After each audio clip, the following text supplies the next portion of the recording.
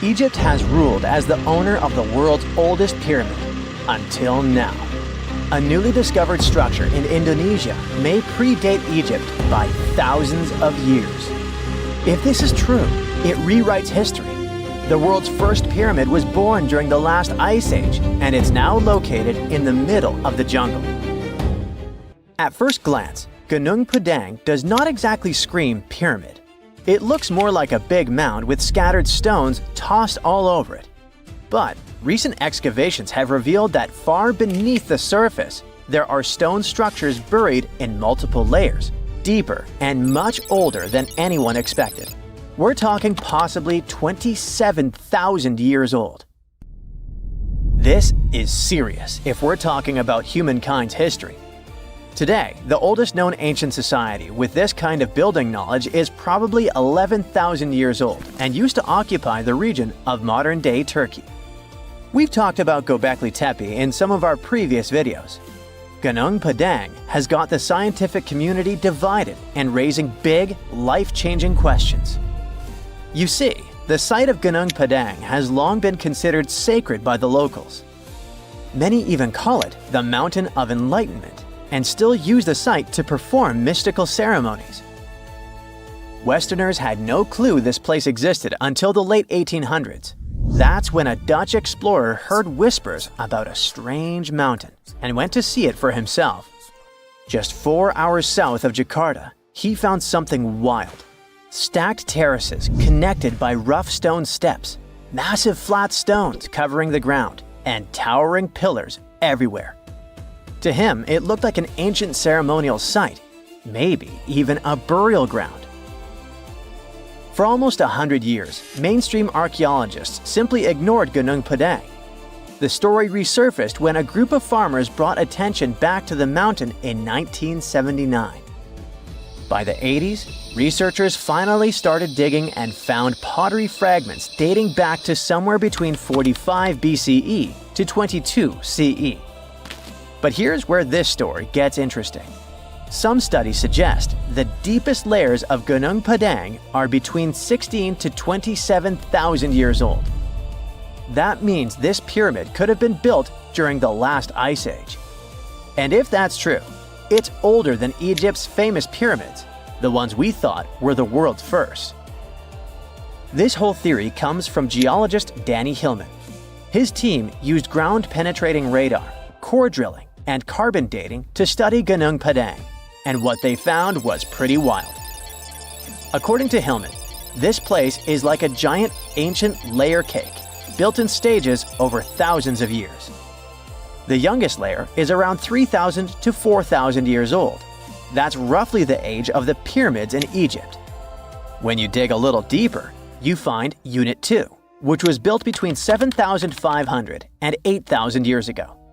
But here's where things get truly mind-blowing. Hillman claims the deepest layer, Unit 3, could be as old as 27,000 years old. His study suggests that Gunung Padang isn't just a hill. It's a stepped pyramid, complete with chambers and hollow spaces hidden underground. Although there's not much info about these chambers. The geologist does admit his theory sounds crazy, but he says it's all real and legitimate data. Hey, this is just one theory. Those who disagree with Hillman say Gunung Padang was not man-made. It was nature-made. Maybe not the upper parts, which Hillman calls Unit 1. The lowest units, which are the units that could change our collective history, are the problem. To understand what the fuss is about, we need to look at the soil.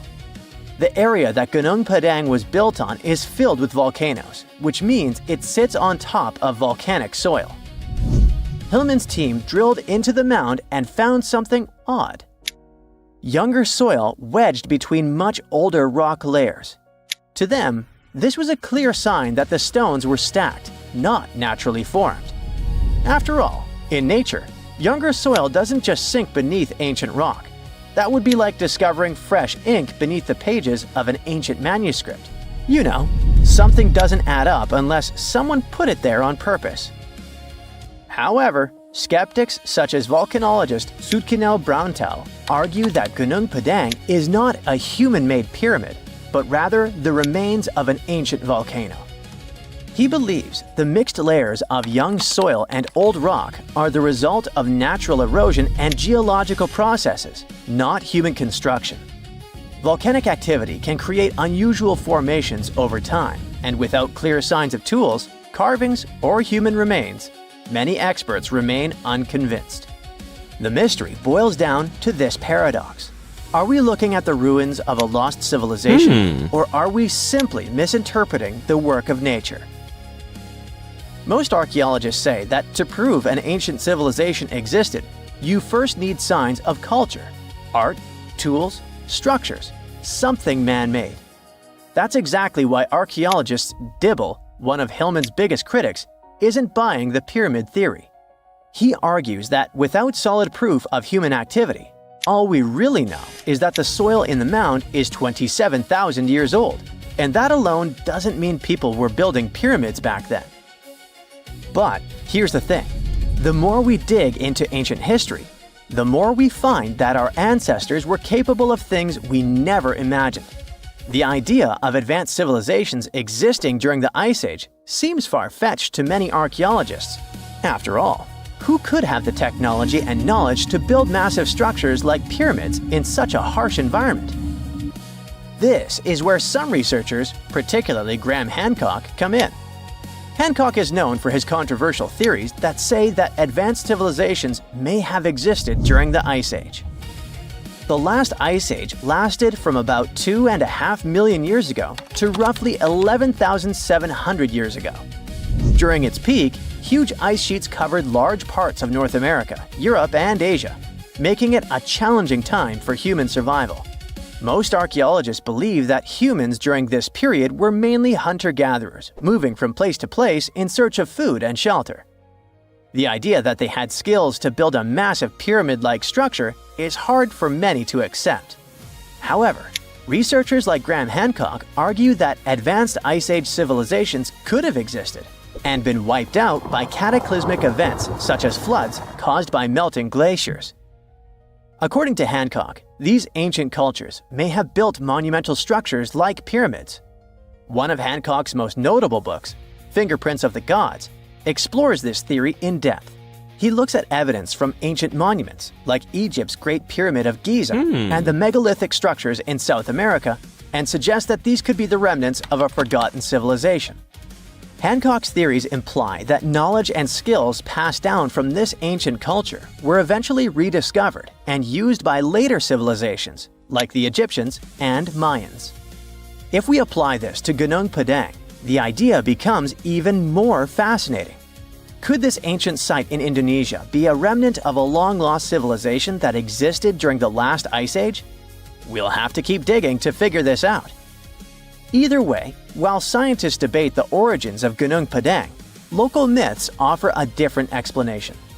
One of the most famous local legends tells the story of King Siliwangi, a powerful ruler who wanted to build a grand palace in a single night. With supernatural strength, he began stacking enormous stones to create his masterpiece. But as the first light of dawn appeared, he realized he had failed to finish in time. Frustrated, he abandoned the project, leaving behind the massive rock formations that we see today. While this story isn't historical fact, it reflects how deeply Gunung Padang is embedded in the local culture. Even today, the site is considered a place of spiritual energy, attracting visitors who believe in its mystical power. Hindus from the island of Bali climb the mountain steps to conduct rituals related to the rising of the full moon. Followers of a variant of Indonesian martial art practice their discipline high on the mountain. As these sacred rituals continue, archaeology and geology keep trying to figure out if this really is the oldest man-made structure in the world. Before we get into the reason why and how there are pyramids all around the world, let's talk about some of the examples. I'll start with the Pyramid of the Sun in Mexico. These folks really knew how to build a city. Their well-planned urban center spanned over 7 square miles and boasted several pyramids. But the Pyramid of the Sun is the most impressive. This giant pyramid was built way back in 100 CE and is one of the biggest structures of its kind in the whole Western Hemisphere. It's so big that it's 216 feet high above the ground. If you ever find yourself in this ancient city, you won't be able to miss the Pyramid of the Sun. It's right there on the east side of the Avenue of the Dead, the city's main north-south street. To build this incredible pyramid, around 1 million cubic yards of material were used, including a special kind of red volcanic rock called hued tizontal. Impressive, huh? We don't know too much about the people who built the Pyramid of the Sun or its purpose. But archaeologists believe there was once a temple on top of it. When explorers went below the pyramid in the 1970s, they found a bunch of cool tunnels and chambers. In 2011, they even found a secret stash of clay pots, obsidian pieces, animal bones, human figurines, and a mask. Who knows what other secrets the pyramid is hiding? If you decide to see this one, you must climb the pyramid using the 248 uneven steps on the west side. Watch your step. Sudan got some pyramids too. Nubian pyramids aren't as big as the ones in Egypt, but they still got around 200 of them. These ancient pyramids have been home to the tombs of the pharaohs of the Meroitic Kingdom for almost 1,000 years, who ruled Egypt from Nubia to the Mediterranean Sea. The pyramids at Meroe were constructed using granite and reddish sandstone. Oh, and did you know that Sudan has more ancient pyramids than Egypt? The Kushite pyramids depict the indigenous architecture and burial traditions of Nubia's Napata and Meroe kingdoms, which ancient Egypt influenced. Meroe, the burial site of over 40 queens and kings, is the most extensive Nubian pyramid site. The tomb walls depict mummified royals bedecked in jewelry, their wooden caskets containing bows, quivers of arrows, and other artifacts pointing to the Meroitic relationship and trade with Egyptian and Greek civilizations. So if you're looking for some ancient tombs to explore, you may consider skipping the crowds in Egypt and heading on down to Sudan. Let's fly to Iraq to see some more pyramids. Ziggurats have fancy receding layers and tiered temples. Instead of a smooth exterior, it has tiers like a cake. Perfect for all the important work and rituals that went on inside. You can find these towering structures scattered throughout Iraq and Iran, and they're a real testament to the power and skills of the people who built them. One of the biggest and most impressive ziggurats is the ziggurat at Ur. It's basically a giant rectangular pyramid that stands a whopping 70 to 100 feet tall, with 3 levels of terraces and a temple on top. Can you imagine how many baked bricks it took to build that thing? Try 720,000 for just the lower portion. This particular ziggurat was built for Sumerian king Ur-Nammu.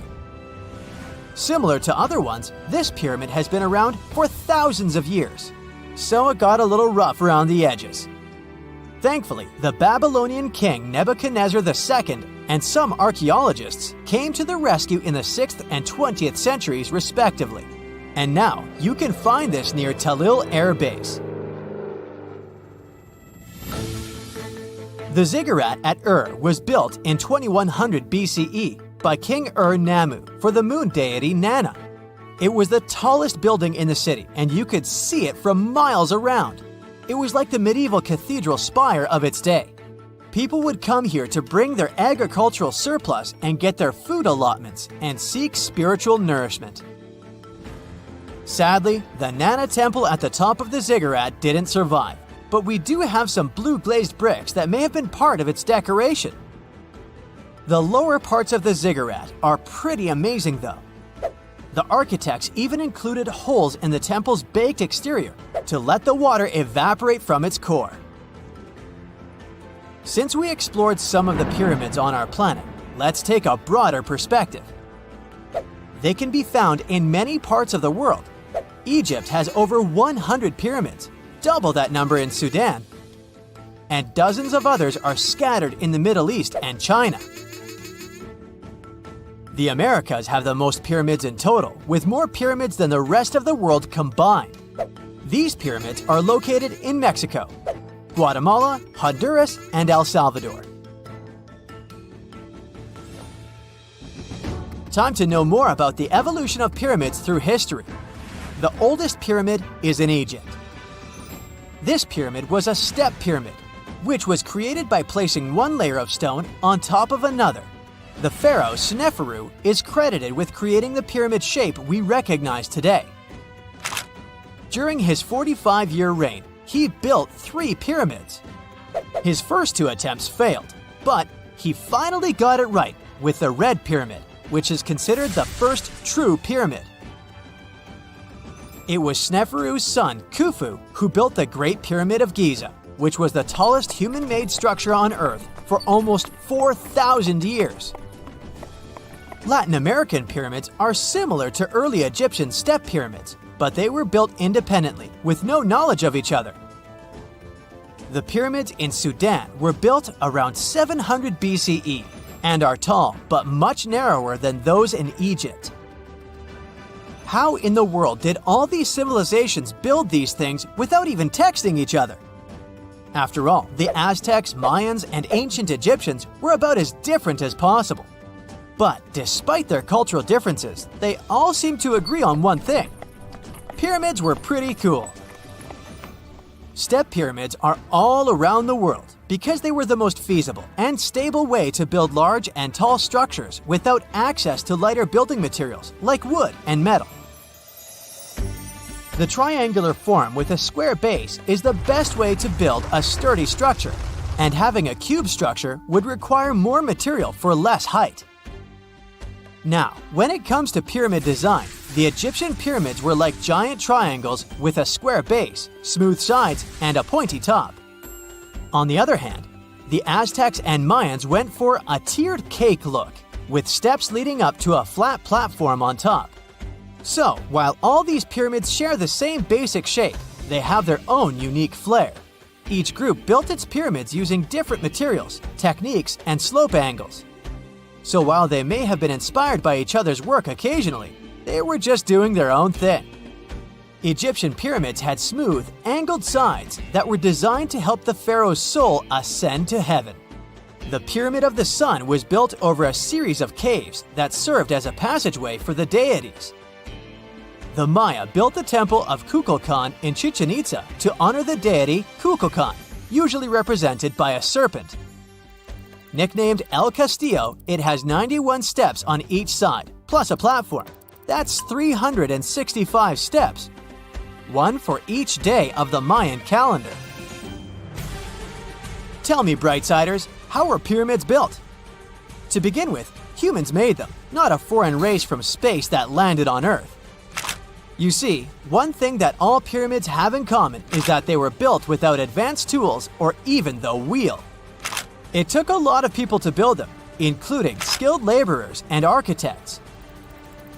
For example, it's estimated that 20,000 people built the Great Pyramid of Giza, and it's believed that most of them were skilled laborers.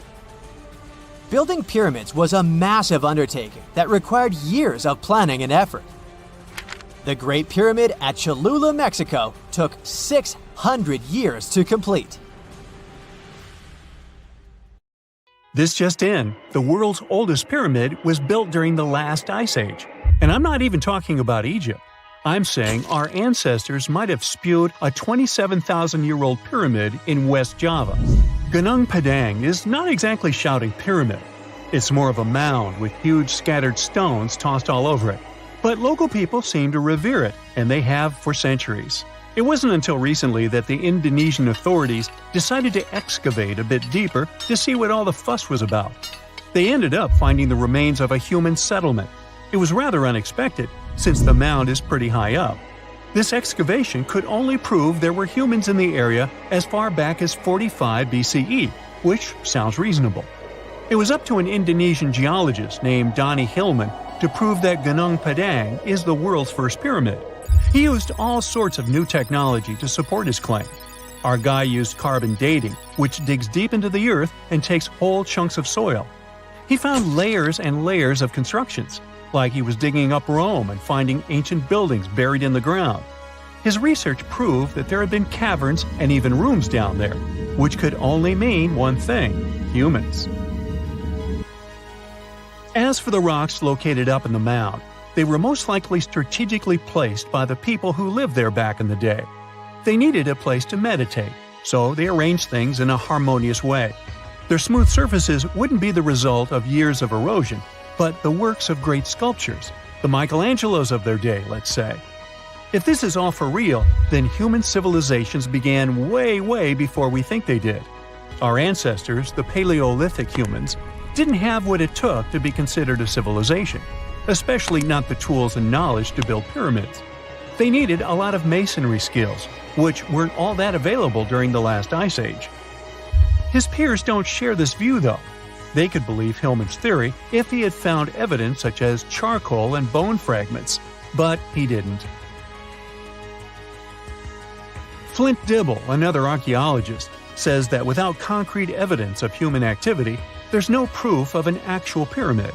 In this case, all the data proves is that the soil in the mound dates back to 27,000 years ago.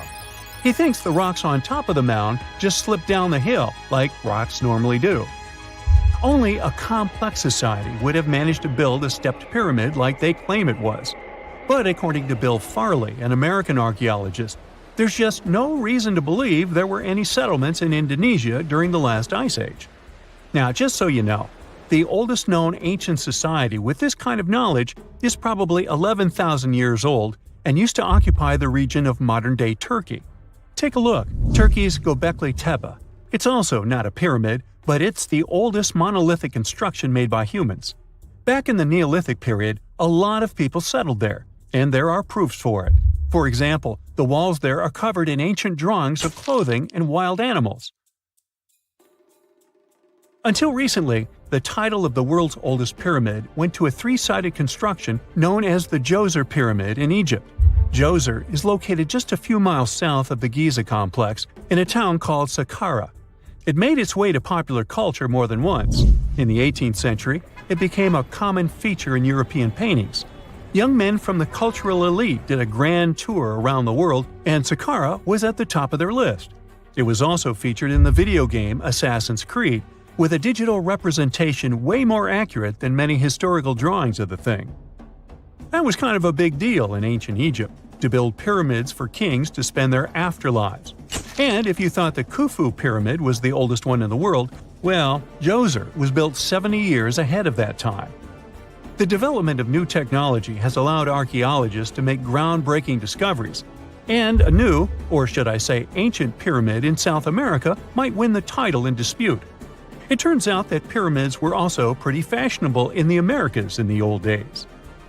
Among them are the iconic pyramids of Guatemala's Tikal Temple Complex, the same ones that appeared in Star Wars No. 4.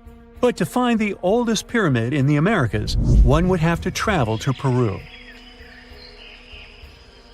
Deep in the Peruvian desert, archaeologists stumbled upon a sprawling ancient metropolis known as Caral. At first, researchers believed that the settlement was pretty recent, since the site was way too complex for ancient technology to handle it. As we said, Caral is a desert town, like Las Vegas, but without all the hoopla. This means no easy access to water. And for cities like these to thrive, they need a considerable irrigation system, which leads us back to complex technologies. The Peruvians surprised us all with this new discovery. This site was huge, filled with an amphitheater, houses, and religious buildings. The whole thing probably sprawled through 370 acres. And when scientists went to test their initial hypothesis using radiocarbon dating, they found that the city probably sprung around 2027 BCE. On the site, archaeologists found 6 pyramids that could possibly predate the one in Saqqara. As far as they know, both civilizations coexisted in the same time period, in opposite parts of the world. But since researchers can't pinpoint the exact age of Caral's pyramids, it's pretty hard to guess which civilization completed their pyramid first. If only we had a crystal ball. Now, it just so happens that the shape of a pyramid is something that nature is able to produce all on its own, leaving us modern-day humans a bit confused.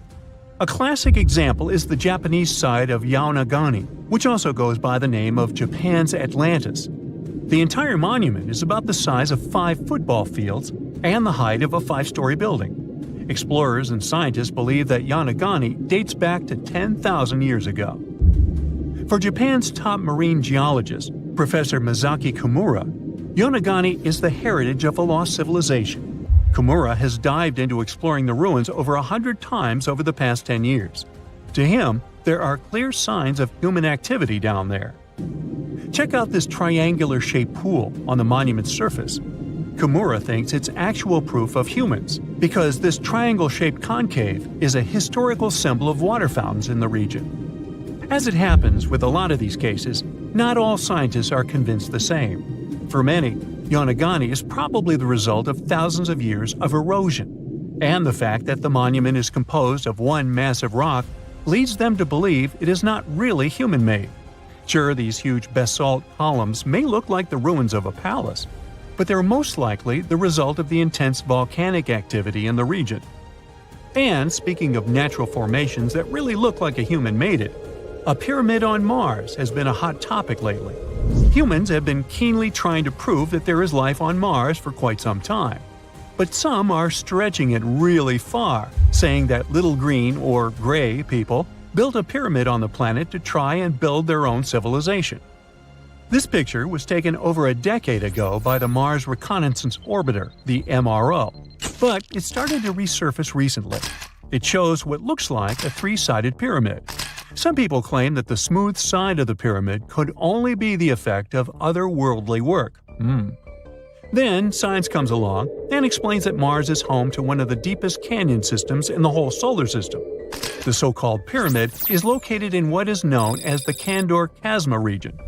This Martian region has a bunch of similar formations that are nothing more than the result of erosion. Nothing supernatural going on there, apparently. Scientists have discovered a never-before-seen pyramid immersed in the sands of Judea. After a little digging, they discovered that it held treasures that had been untouched for over 2 millennia and historical secrets that we can only now access. At the Zohar Fortress site, 2,600 feet above the Dead Sea, archaeologists were searching for manuscripts that would provide new information about the history of the site. The excavation was originally part of a long-standing campaign launched by the authorities. Its goal was to protect the sites from looting and unauthorized excavations.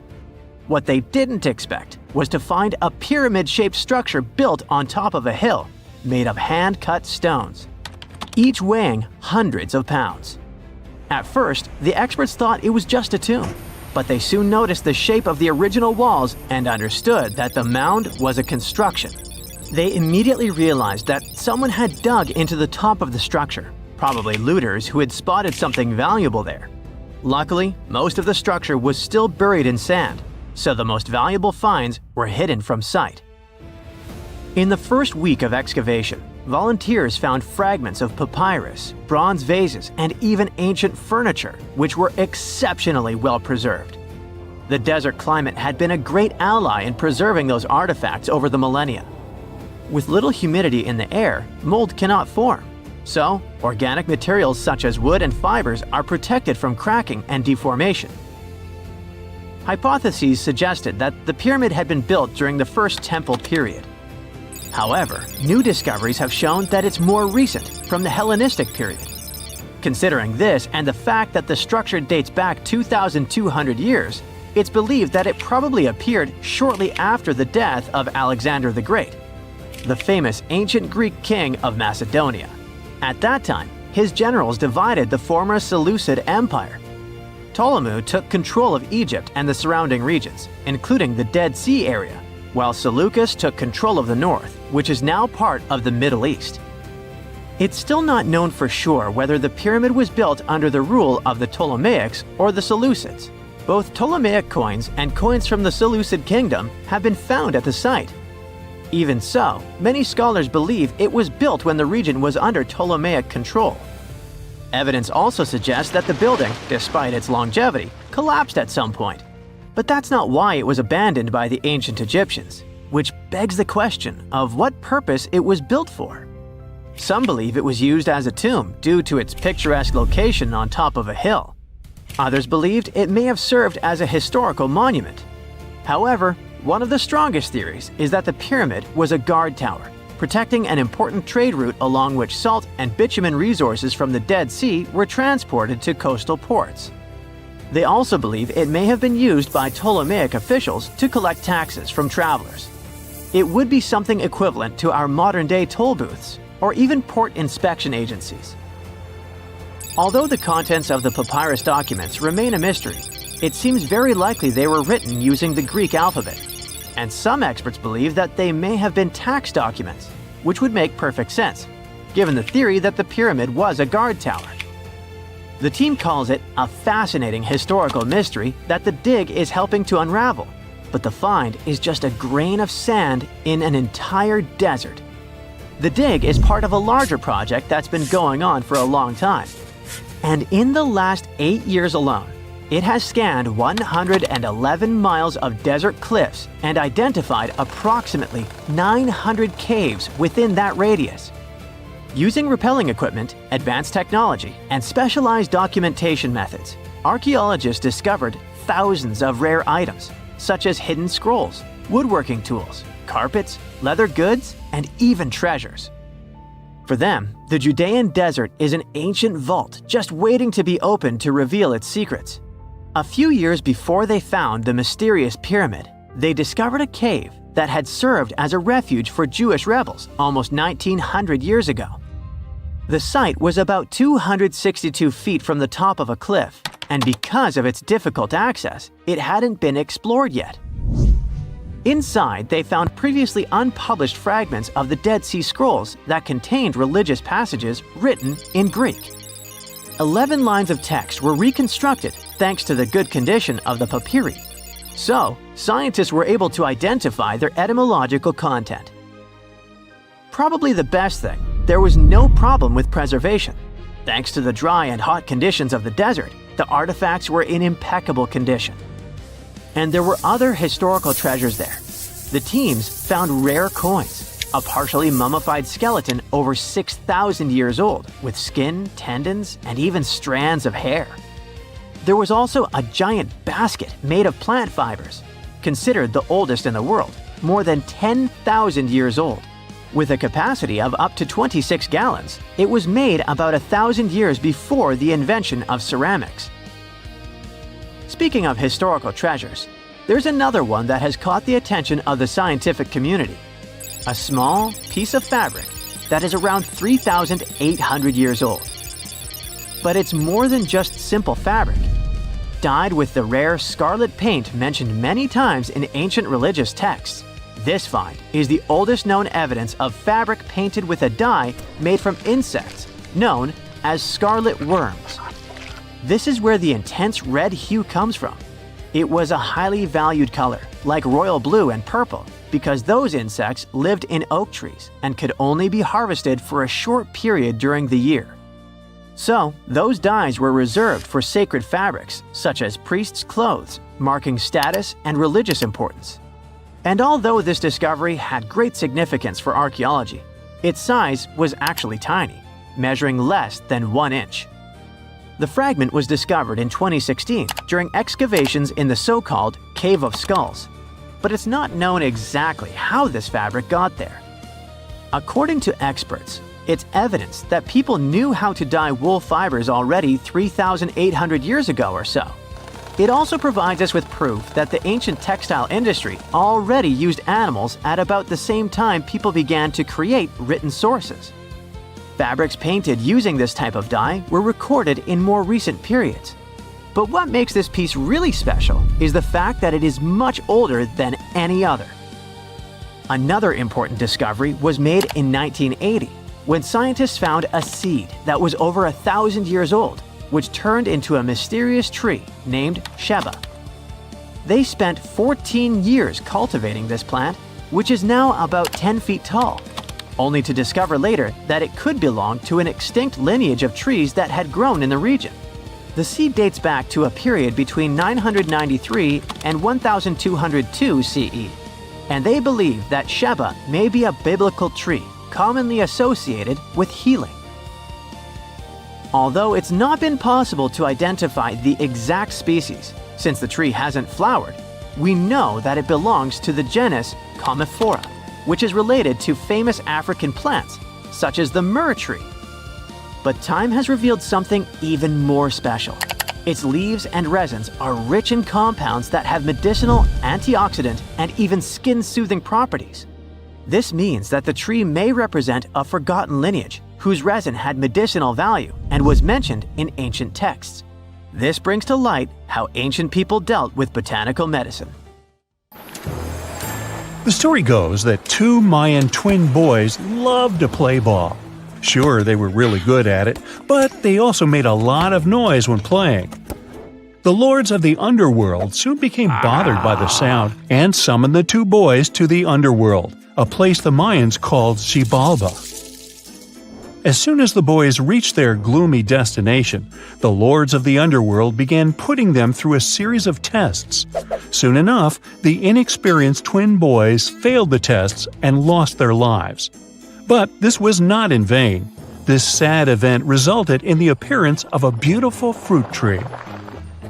Soon enough, a young woman saw a beautiful fruit on this tree and reached up to pick it. Legend has it that soon after that, she gave birth to another set of twin boys named Hunahpu and Xibalba. Just like their ancestors, these twins were great ball players, but they were equally as loud, and the lords of the underworld became annoyed again. They decided to ask this pair of twins to come to play a game in the underworld, hoping to get rid of them too. When the twins arrived, the lord sent them through a number of frightening places. The first one was the House of Gloom, which was very dark. They then passed through the House of Knives, where they had to avoid getting injured. The twins then built a fire in the House of Cold, so that they didn't freeze, and ran through the House of Jaguars, where they tricked the animals into not eating them. Finally, they entered the House of Bats, where they seemed to have lost their luck. One of the bats managed to run off with Hunahpu's head. The lords then challenged the twins to play ball with them, but the boys were clearly at a disadvantage. Xibalba placed a turtle on Hunahpu's shoulders to make up for his lost head, and they began playing. As the lords became distracted by an animal near the court, Xibalba stole his brother's head and placed it back in its place. Much to the annoyance of the lords, the twins were now able to tie the game. Hunahpu and Xibalba continued to perform a series of tricks for the lords of the underworld. One of them involved Xibalba injuring Hunahpu and then bringing him back to life. The lords were so impressed by the twins' performance that they asked them to do the same trick on them. Of course, the twins agreed, but after performing their trick on some of the lords, they refused to revive them. Seeing what had happened, the lords of the underworld admitted defeat and begged for their lives, promising not to intervene in the lives of people ever again. Hunahpu and Xibalba were happy to have avenged their ancestors and gained the respect of the lords. Legend has it that the lords of heaven were so impressed by the twins that they took them to live in the sky by turning them into the moon and the sun. The Maya civilization was one of the most dominant indigenous societies in history, and their folklore and traditions are still discovered and studied today. They used to live in a territory called Mesoamerica. It was made up of modern-day Mexico and parts of Central America like Guatemala, Belize, Honduras, Yucatan Peninsula, and El Salvador. They lived from 1800 to 900 BCE and up to 900 to 1500 CE. Apart from their impressive legends, the Maya were very skilled inventors. They're known for their calendars, writing systems, farming methods, and sports. Their writing, for example, was found preserved on buildings and stone monuments, as well as in rare books and pottery. It's a system made out of more than 800 hieroglyphics in various combinations. Each of those signs was said to represent a syllable. Their writing system was deciphered by accident by Tatiana Proskorakov, an American woman who initially studied to be an architect. Since she didn't find a job in her field, she eventually became a Mayanist in her own right, despite not being academically trained. She was the first to notice that the Mayan upended frog glyph meant birth, and that their toothache glyph meant the date when the king ascended to the throne. It made it easier for scientists to pinpoint birthdays, as well as the names of the rulers of a specific Mayan dynasty. They also invented the concept of zero, which is seen as one of the greatest innovations in mathematics, physics, and human history altogether. Sure, even back then, people understood the idea of having nothing, but the concept of zero as a number is a relatively new invention. A fun fact about Mayans is that they really liked hats. The bigger your hat was, the more important you looked. Not only was it a sort of fashion statement, but it also made them look taller, which was a big deal for their aesthetic. The Mayans also came up with one of the most intricate and complex calendars in human history. It was the first to use zero as a placeholder.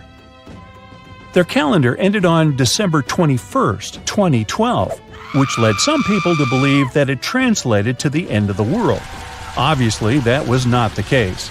It just so happened that the date coincided with the end of a Mayan cycle of years. But you know, as advanced in science and astronomy as they were, they did make some mistakes. One of them was their belief that the world was flat. Their theory was that the four corners of the world were watched by the Brother Lords, who kept the sky from falling over their lands. Hats off for their menus, though, as they were well-known chocolate eaters. They turned eating chocolate into a form of art. The drink they made wasn't really like the hot chocolate we enjoy today, though. The recipe included mixing cacao with water, honey, chili pepper, cornmeal, and other ingredients to make a foamy, spicy drink. The ritual of drinking cacao was a crucial part of their celebrations. We're not done discovering all the amazing parts of their architecture and civilization.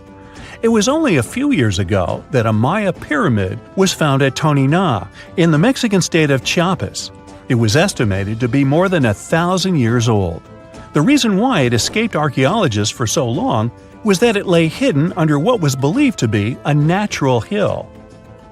The ruins of two Mayan cities have been recently discovered in the Mexican state of Campeche. Why didn't we find them until now? Well, they were concealed by really thick vegetation, which made it difficult for archaeologists to reach them. The Mayans didn't just disappear. Their descendants are still around today, many of them choosing to live in their ancestral homelands. You can find them in Guatemala, for example, where the Maya people make up the majority of the population. Overall, the Maya ethnic group contains people that speak different Mayan languages, such as Yucatec, Quiche, Quechua, or Mopan. They had no idea what a spa day was, but the Mayans really enjoyed a nice sweat once in a while. Sweat lodges were discovered around ancient Mayan sites. They were built out of stone or adobe. These rooms were an essential part of their cleansing and healthcare rituals. One of the earliest sweat lodges was found in Quello in northern Belize and appeared to date back 3,000 years. One of the most important parts of the Mayan culture was a ball game which they named Pix. It had both political and spiritual significance. We can see ball courts at important parts of Mayan archaeological sites. The main goal of the game was to pass a rubber ball through a very high stone hoop without using your hands. Basically, it was a combination of soccer and basketball. However, it could have serious consequences. The loser could, at times, even lose his own life. Ooh, high stakes indeed. Because of this game and the need for bouncy balls, the Mayan people were some of the first cultures to use rubber. They made it using natural latex. There were different kinds of rubber depending on what natural substances the latex was mixed with. And that, my friend, is the way the ball bounces. Sorry, but you know me, I just couldn't resist.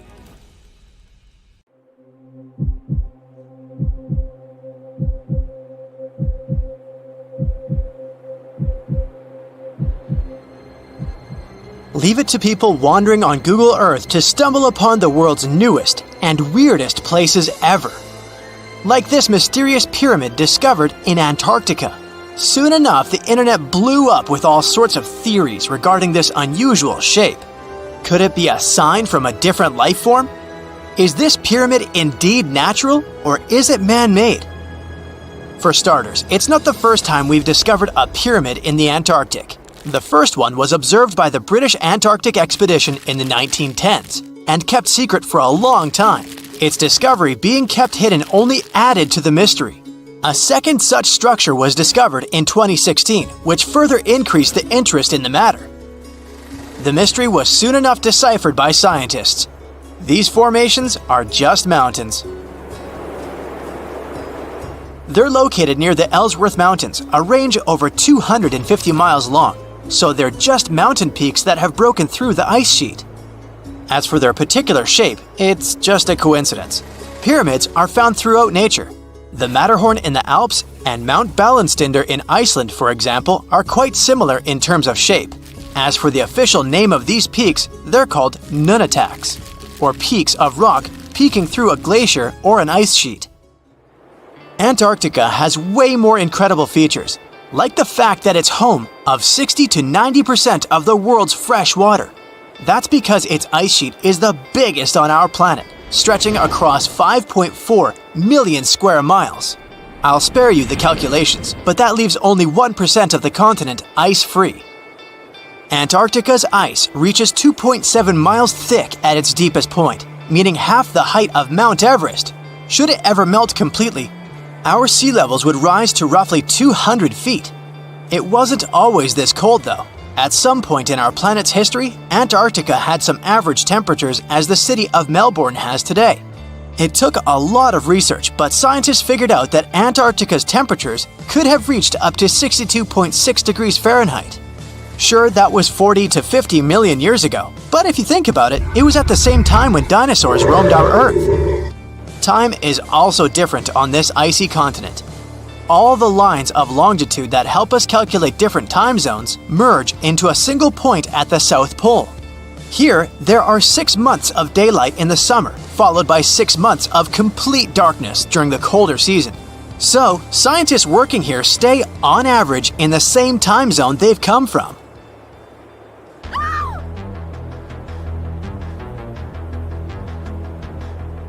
The Blood Falls aren't a chapter of a thriller movie. They are merely a series of waterfalls located in one of the driest regions of Antarctica. They emerge from an underground lake filled with a special type of bacteria. These little organisms use sulfates as fuel instead of sugars, which makes them very intriguing for scientists. The water contained in this lake is so full of iron that it basically just rusts when it meets air. So, the reddish color of the waterfall also gives it its trademark name. The megalodon was the largest predator ever known in our planet's history. In terms of its location, the megalodon lived practically in all waters on our globe, except near the poles. The reason why there were no megalodon teeth found in Antarctica is probably because the gigantic creature was adapted to only warm tropical and subtropical waters. If you plan to visit Antarctica by boat someday, just know you might not get there on a non-metallic boat. The hull of your transportation device must be made of either steel or aluminum to withstand the harsh weather conditions here. Antarctica isn't home to a lot of bugs. In fact, there is only one true species of insect that calls this place home. It's a wingless midge called Belgica antarctica. This fly is so tiny that it only reaches 0.08 to 0.23 inches long, but it's still the Antarctic's largest terrestrial animal. A lot of Antarctic fish also come with an antifreeze substance in their blood. They don't necessarily need it for protection against the cold temperature, but mostly against touching ice. These antifreezes are made up of large glycoprotein molecules. They surround any small ice crystals that may form, making sure they don't spread through the animal's tissues, which could cause a lot of damage. They also create a sort of small pillow blocking the sharp ice crystals, so they're less likely to cause any pain. It also doesn't rain a lot here on this icy continent, But one amazing meteorological quirk of Antarctica is that it's full of diamond dust. This dust is basically small ice crystals that pop out of humid air close to the Earth's surface. Think of it like an icy fog. As they flow through the air and get touched by sunlight, they begin to sparkle, making visitors here feel like they're surrounded by diamonds. It's probably the last place you'd want to go into labor, but in 1978, the first person was born here ever. Emil Marco Palma was its name, and ever since, 10 other people have been born here in Antarctica.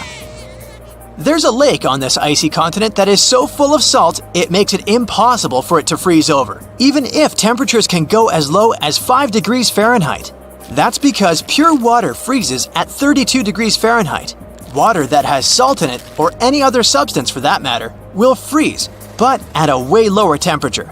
That lower temperature is adjustable depending on the substance itself and the amount that has been placed into the water. Antarctica was the last official continent to be discovered. It remained completely unseen until the 1820s. But it took another 20 years to confirm it was actually a continent and not just a group of icy islands. Just because it's really cold here doesn't mean you can't go on a date here. One December night, an American scientist that was posted in Antarctica logged into a dating app simply out of curiosity. He was certain no other profiles would show up, but to his surprise, he found someone soon enough. Another researcher who was stationed just 45 minutes away, by helicopter of course. They eventually got together and went on the first date in Antarctica ever recorded. Apart from ice, this continent has something else way more abundantly than any other piece of land on Earth: meteorites. If we look at the research done by scientists, meteorites have equal chances of reaching any place on our planet. However, once they go through our atmosphere, the situation is a bit more complex. That's because different climates on our planet, like the humid ones found near the jungle, have a lot of moisture and oxygen, which will corrode most meteorites. The climate in Antarctica is really dry, so the possibility of meteorites corroding is little to none. More so, it's way easier to spot these rocks on the icy white surface of this area than in any other place on Earth. If you're not scared of the cold, you'll surely freak out when you hear about the winds here. That's because Antarctica is for the most part the windiest place on Earth. Wind speeds have been reported here to reach even 200 miles per hour. Imagine working 7 days a week on a large-scale construction site. You, along with thousands of others, carry millions of stone blocks and put them on top of each other according to a complex system. You work without modern construction equipment. You have no air conditioning or constant access to water. It's so hot outside that you can fry eggs on the road. You've been building the pyramid for decades, and now, when it's finally done, you enjoy the result of the colossal work of thousands of people. You're looking at a giant cultural monument of global value that will freeze in time and amaze people for tens of thousands of years. A few thousand years have passed. People in the 21st century see the pyramids and are like, "Wow, I can't believe humans have built this." Yeah, the people who built the pyramids wouldn't have appreciated such a theory. But actually, there are reasons to believe that people built it using some fantastic technology. From the outside, it seems the Great Pyramids are just big triangles of stone. People just put some heavy blocks on top of each other, and that's it. In fact, the design seems too perfect to be true. The pyramid consists of more than 2 million blocks. They lay so close to each other and are so even that you couldn't squeeze even a thin sheet of paper between them. Scientists still can't figure out the exact technology for building the Egyptian pyramids. One of the biggest and most famous is the Great Pyramid of Giza. This huge construction, well known all over the world, has one big secret. There should be a capstone on top of the pyramid. It's a triangular-shaped stone block, a small pyramid on top of a huge one. It's also called a pyramidion. The builders of ancient Egypt made it out of granite and limestone and covered it with gold. No records or old drawings prove that there was a pyramidion at the top of the Great Pyramid of Giza. But there's another ancient Egyptian structure with such a triangle, the Red Pyramid. It was built before the Great One, and its capstone has survived to this day. Archaeologists have found and reconstructed it. But where could the capstone of the Great Pyramid be? It's a mystery that still has no answer. Some are sure that some thieves have stolen it from the top. Maybe they just climbed up and pushed the pyramidion down. It makes perfect sense. The capstone was probably the most valuable element of the pyramid. Many scientists and archaeologists still don't know its exact purpose. Some believe that this peak covered with gold glorified the pharaohs. The capstone reflected moonlight at night and illuminated the entire space around it. During the day, the capstone reflected sunlight with its shiny surface. You could have noticed it from afar. The top of the pyramid was a kind of guiding star for lost travelers.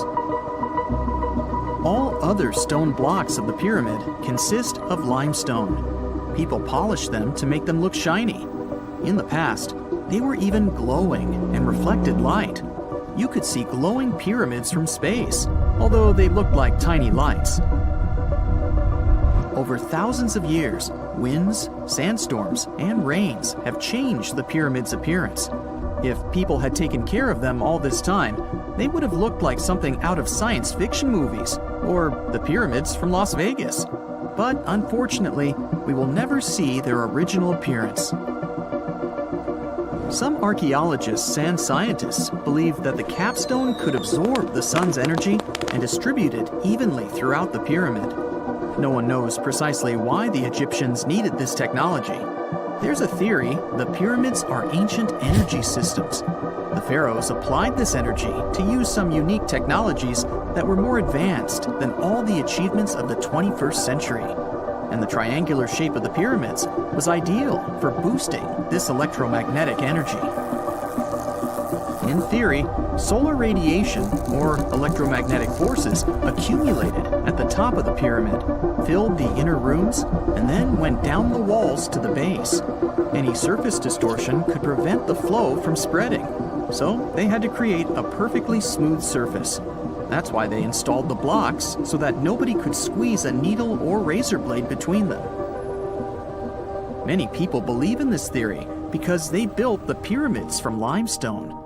This material can hold energy inside itself. In the inner part, they created granite deposits to cause air ionization, that is, to create an electric charge.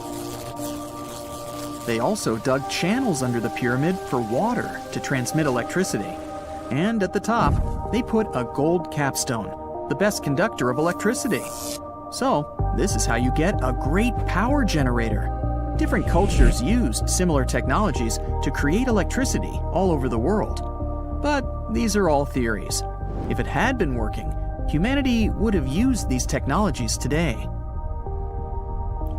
There are mentions of the metal industry, chemistry, engineering, physics, mathematics, and astronomy in some ancient records. Most scientists don't believe in all these things. We know the detailed stages of the technology's development in different cultures. In the 21st century, scientists, historians, and anthropologists can track the evolution of all modern devices. If people had created some technological inventions in ancient times, the history of the world would have looked different. Perhaps all the achievements of antiquity could have been wiped off the face of the earth by global cataclysms. And it can happen to us. Just imagine how people would dig up a laptop in 5,000 years. Perhaps they wouldn't understand what kind of device it is. Another Egyptian wonder surrounded by mystery is the statue of the Sphinx. The Egyptians carved it out of a single massive piece of limestone about 4.5 thousand years ago. But scientists still don't know the exact date of its construction or who built it. People painted the Sphinx in different colors, so it looked much brighter and more vivid in the distant past. It was shining just like the Great Pyramids. Anyway, time hasn't only changed its appearance, but its name too. Initially, the Egyptians called it Horemakhet. The Greeks renamed it the Sphinx about a few hundred years after it had been built. The Sphinx emphasized the greatness of the rulers of Egypt. It also performed a symbolic function of a watchdog guarding the tomb of the pharaoh and the paths leading to it. This version sounds realistic, since archaeologists have discovered many secret entrances at the foot of the Sphinx. Perhaps these rooms and intricate tunnels lead to underground halls with treasures. And treasures don't always mean gold and jewelry. According to legends and theories, the Sphinx guards the Hall of Records, the storage of all humankind's knowledge. The information about the ancient mythical state of Atlantis could be there. You can find many detailed maps of the internal dungeons of the Sphinx on the internet. They show structures 12 stories deep under the statue. It looks like a small city filled with gold, scrolls of knowledge, and various ancient artifacts. But don't believe all these maps. These are just theories. Several thousand years have passed, but people have very little information about it. Archaeologists know that there are still many strange and exciting things about the Sphinx that are still undiscovered. Some locals are afraid to research because they believe they can awaken something terrible from the underground depths. Therefore, it's mostly scientists from other countries who conduct the excavations. In 1998, scientists discovered strange tunnels leading to empty rooms under the Sphinx. They realized that some people tried to get there through tunnels in the past, and maybe those people took all the treasures that were there. One of the legends says that some powerful artifact lays beneath the Sphinx. Its technology can change the whole world, but the locals are hiding it because it can damage the planet. Some believe that you can find evidence of unknown technologies painted on the granite walls in the pharaoh's tombs. But most likely, these paintings and signs tell us the myths and legends of ancient Egypt. But what if Egyptian symbols and drawings are detailed instructions for using ancient technologies? What if the locals that lived at that time thought, people in the future won't be able to get energy themselves. Let's leave some detailed instructions for them. Anyway, there are many riddles and theories. In reality, the search for answers is a dangerous undertaking, since it's not easy to get into the underground halls. Excavations can ruin the structure of the entire Sphinx. Any person inside the tunnels may get lost and never be able to find their way back. Besides, it costs a lot of money. Now, what would be awesome is if people could invent some device that could scan underground areas and show their detailed models. There's this interesting ancient site near St. Louis, Missouri, that a lot of people don't know about. It's called Cahokia, and it used to be a huge city with up to 20,000 people living there back in the 11th century. It's full of these massive earthen mounds that were built by hand, and the biggest one is still there today, at the Cahokia Mound State Historic Site. Even though we don't know everything about this civilization, researchers have been able to piece together some information from the remains they've found. For starters, they found some pretty old teeth at this site. After studying their appearance and structure, scientists suggest that a lot of different indigenous groups lived there. About a third of them came from other areas in the middle of the continent, which they figured out by studying the different levels of various substances in the teeth. And get this, the way the mounds are arranged shows that this was actually a planned-out city, not just a bunch of villages grouped together. The rulers lived on top of the mounds, while everyone else lived in other structures. It's amazing to think that they were doing things like farming, hunting, logging, pottery, and weaving, all within this one giant city. Right in the middle of Cahokia, there was this giant mound that was about 100 feet tall, and around it, there was this huge wooden fence.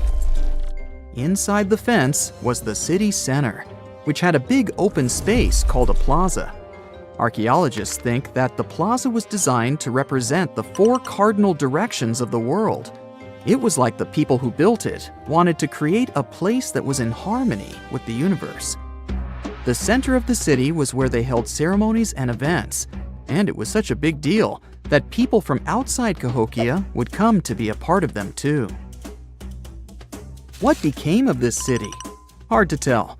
Some people think that the reason it fell apart is that they cut down too many trees and the land got all messed up. Other scientists believe that's not true because the soil was still in pretty good shape after the city was gone. The Europeans were not even around at that time, so they couldn't have influenced the downfall of Cahokia either. There's also one theory that suggests there were fights with other communities that caused the city to collapse. These days, there are over 65 preserved mounds, and you can even climb the steps of the tallest one. The best part is that local authorities are thinking of making it a national park, so you should totally plan to visit before it gets too crowded. Mohenjo-Daro is another lost ancient city that's still surrounded by mystery. Located in modern-day Pakistan, it was a city that flourished during the Bronze Age, and it was extremely advanced for its time. It had things like water systems and fancy architecture that other cities didn't have back then. Despite these features, it's not as well known as other ancient cities, like those in Egypt or Mesopotamia.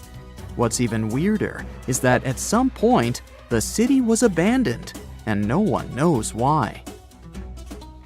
Archaeologists found the city in 1911, but it took a while for them to realize how important it was. Eventually, they uncovered a lot of really interesting things about the city, like its advanced sanitation system. Excavations uncovered over 700 wells, as well as private baths and a large communal bath. Remarkably, even private homes had toilets, and waste was efficiently disposed of through a citywide sewage system. They also had a lot of trade connections and made some really beautiful objects, like pottery, jewelry, and figurines that were sold all over the region. Despite its amazing culture and knowledge, scientists have yet to figure out why the city was abandoned. Some people think changes in the nearby river might have had something to do with it. The writings that the people of Mohenjo-Daro left behind are still a complex code, even for the most skilled specialists, making it even harder to piece together their history. Have you heard of the lost city of Kolmanskop? It used to be a small settlement in the Namib Desert. Legend has it that it got its name from a man named Coleman who got stuck in the local dunes and was never seen again. But that's not the interesting part. In 1908, a railway worker found a shiny stone and showed it to the chief railway foreman, who turned out to be a hobby mineralogist. They discovered it was a diamond, and soon, Kolmanskop became the richest town in Africa and one of the richest places in the world. It had luxurious stone houses, a school, a hospital, and even an ice factory to produce ice for fridges. The hospital had the first X-ray machine in southern Africa, which was supposedly used to check if workers were illegally swallowing diamonds. Its popularity began to decline in the late 1920s when another diamond-rich location was discovered nearby. Most of the inhabitants soon began to flee the city in search of a better life, leaving the buildings abandoned. In 1938, all machinery was taken south and the town was left to the desert. The last inhabitant left Kolmanskop between 1956 and 1960. The hot climate and low humidity have preserved the structures over time, and tourists can now visit this desert ghost town. You've surely heard about this next ancient city, Machu Picchu. It's this incredible ancient location in Peru. It stretches across a huge piece of land in the Andes Mountains and sits high above sea level. It's even considered one of the wonders of the modern world. But here's the thing. Scientists aren't exactly sure what it was used for. It could have supported up to 750 people, but there aren't a lot of human clues left behind. Some people think it was more of a spiritual or ceremonial place, while others believe it may have been like a fancy spa retreat for the nobles. the extensive terraces might mean it was used for crop testing or as a trading hub.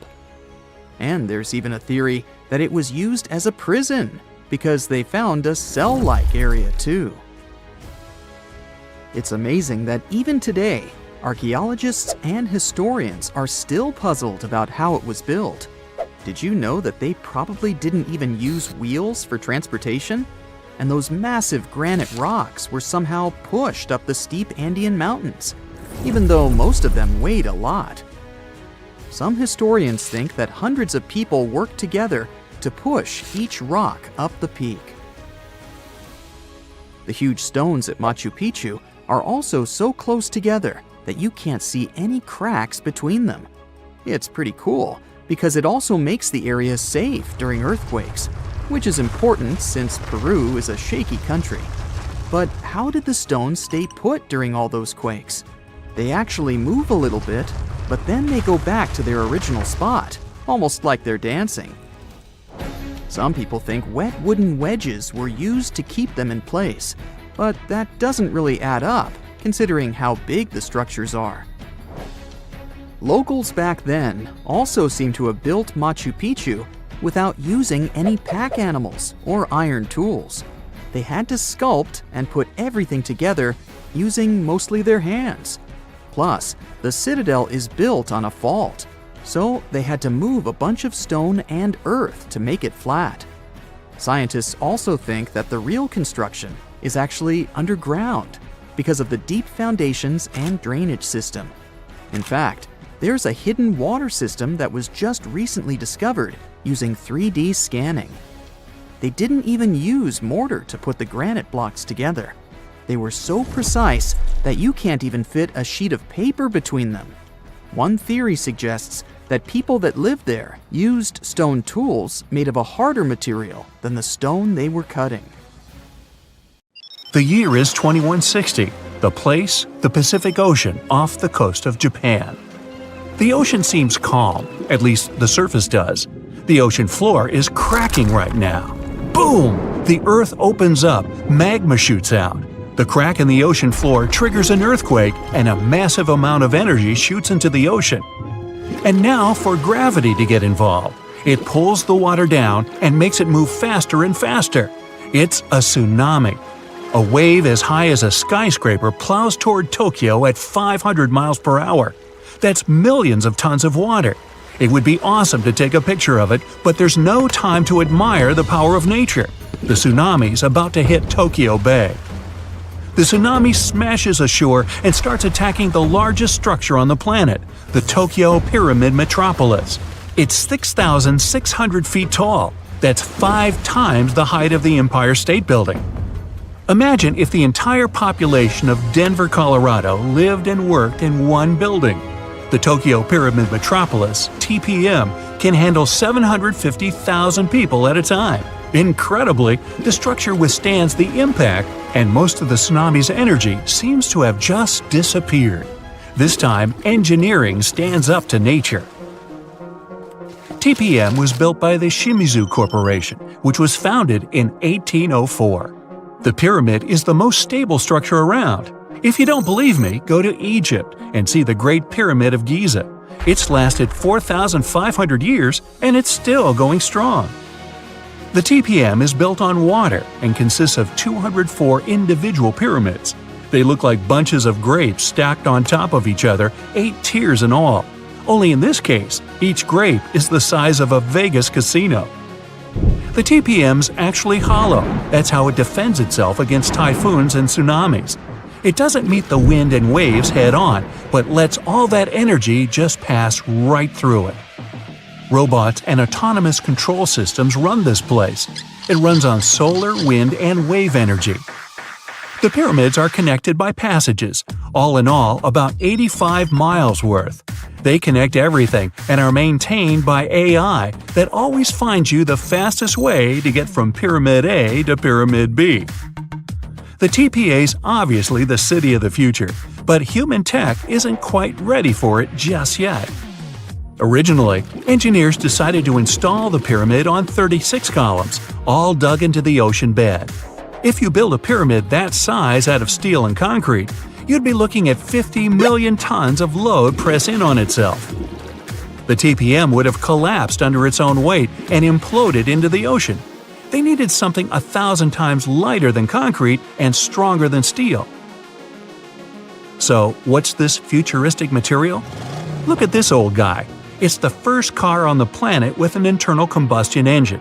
It hit the road in 1885. And this is the first artificial satellite that humans launched into space. It only took an evolutionary blip to go from the first horseless carriage to our first flight into space. That TPM's not looking so ridiculous. Hey, we can do anything. The solution is carbon, and it's everywhere. It's the rod in your pencil, and the diamond in your crown or ring or industrial drill. But we don't just need ordinary carbon, we need graphene. It's a type of carbon we can make nanotubes out of. They're thinner than a human hair, but 400 times stronger than steel. And most importantly, they're light. Nanotubes aren't affected by chemicals, oxygen, or water. Perfect for the TPM. That's just a fancy way of saying the thing's not gonna rust.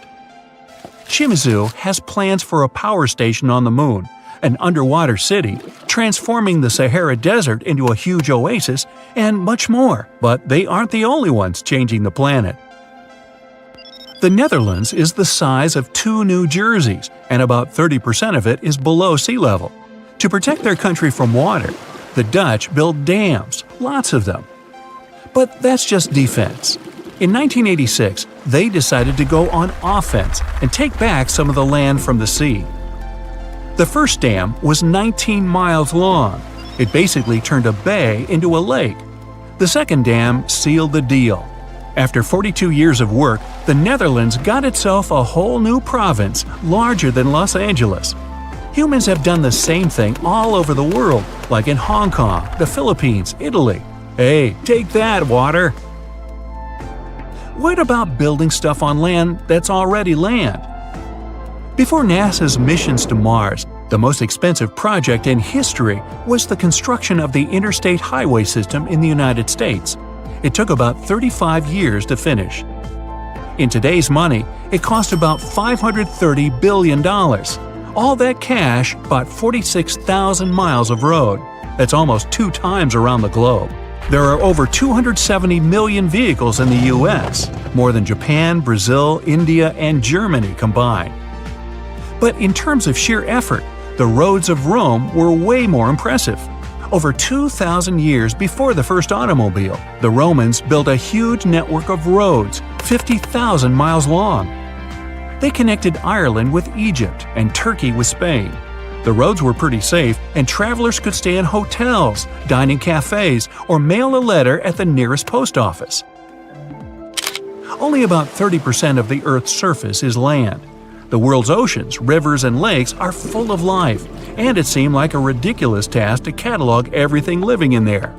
But 2,700 scientists from 80 countries decided to team up to do it. The cost? $650 million. Those scientists spent 10 years searching for old and new species.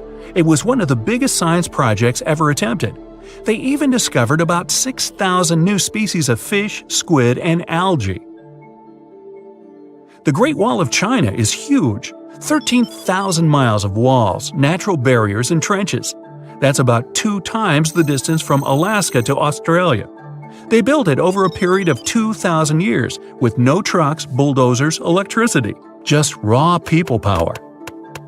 Modern China's not exactly dropping the ball. In 2 years, China used more concrete for construction than the US ever did. I mean ever. Roads, cities, airports, everything there is huge.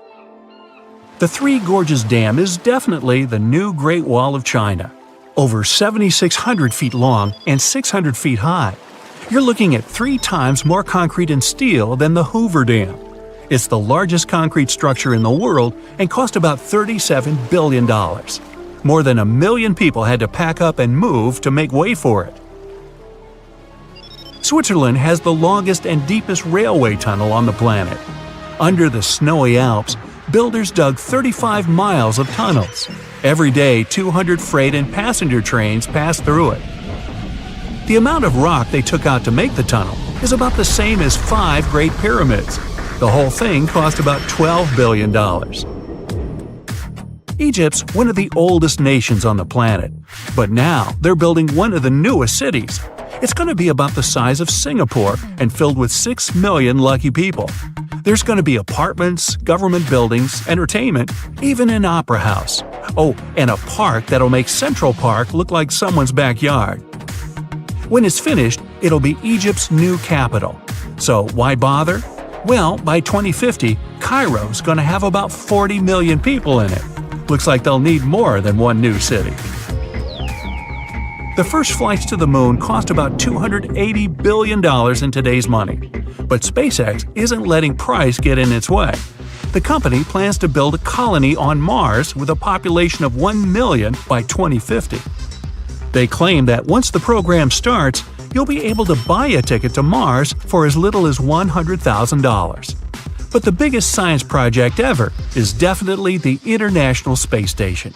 It weighs as much as 2 Boeing 747s and zooms through space at the speed of 17,500 miles per hour.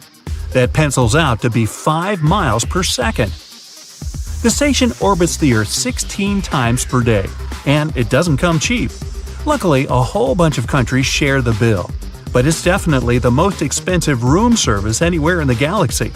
It costs $10,000 to deliver a bottle of water from Earth to the space station.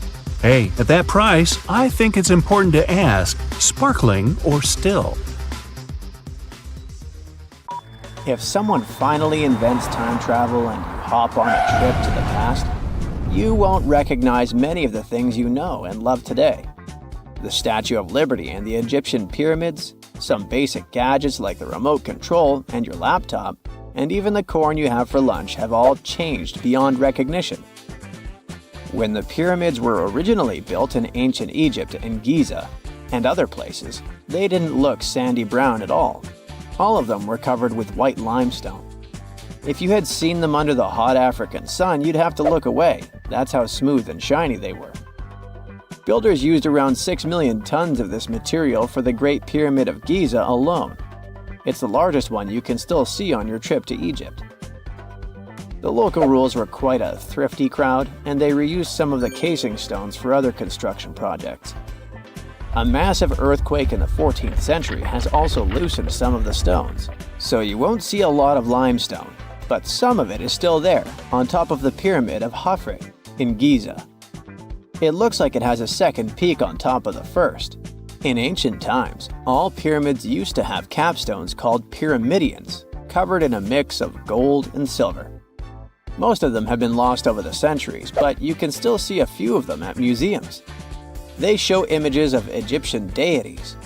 The pyramids were probably modeled after a sacred pointed stone, the benben. It represented the rays of the sun. Now, lifting heavy rocks wasn't so simple without the tech we have today. I guess you'll agree with me if you helped your friends move at least once, and they made you carry the couch. But those smart Egyptians of the past thought of that and chose the pyramid shape. It lets the weight distribute evenly throughout the whole thing. The Statue of Liberty has also had a major makeover since it was first unveiled in 1886. Believe it or not, it used to be a shiny brown color, just like a penny. 20 years later, it changed its color to green. It wasn't a fashion statement, but a chemical reaction. The statue is covered with hundreds of thin copper sheets. When copper reacts with air, it naturally forms a protective layer called verdigris. This layer protects what's under it from corrosion, and that's why statues and other things made of copper, brass, and bronze can last so long. When Lady Liberty first turned green, people in authority decided it would be a good idea to paint it all over.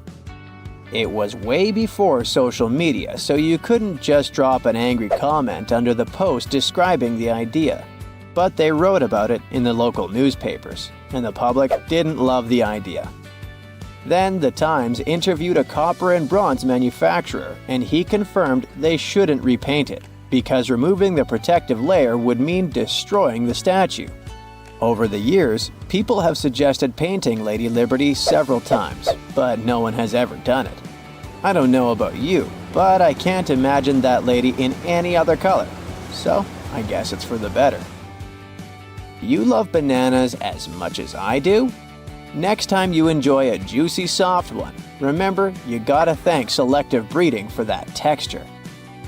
The original wild bananas had many large, hard seeds and not so much delicious pulp. And hey, who doesn't like a sugary watermelon? It has a history of over 5,000 years, and it used to have bitter yellowish white flesh and was really tricky to open. Selective breeding saved the day again, and watermelons got way sweeter. Japanese scientists went further and invented the seedless version. Corn's grandmother is a Mexican grass called teosinte. The kernels in this grass were small and hard to get.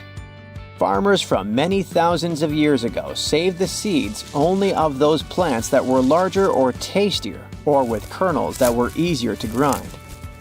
Thanks, my friends, for giving us the corn that's edible and even delicious.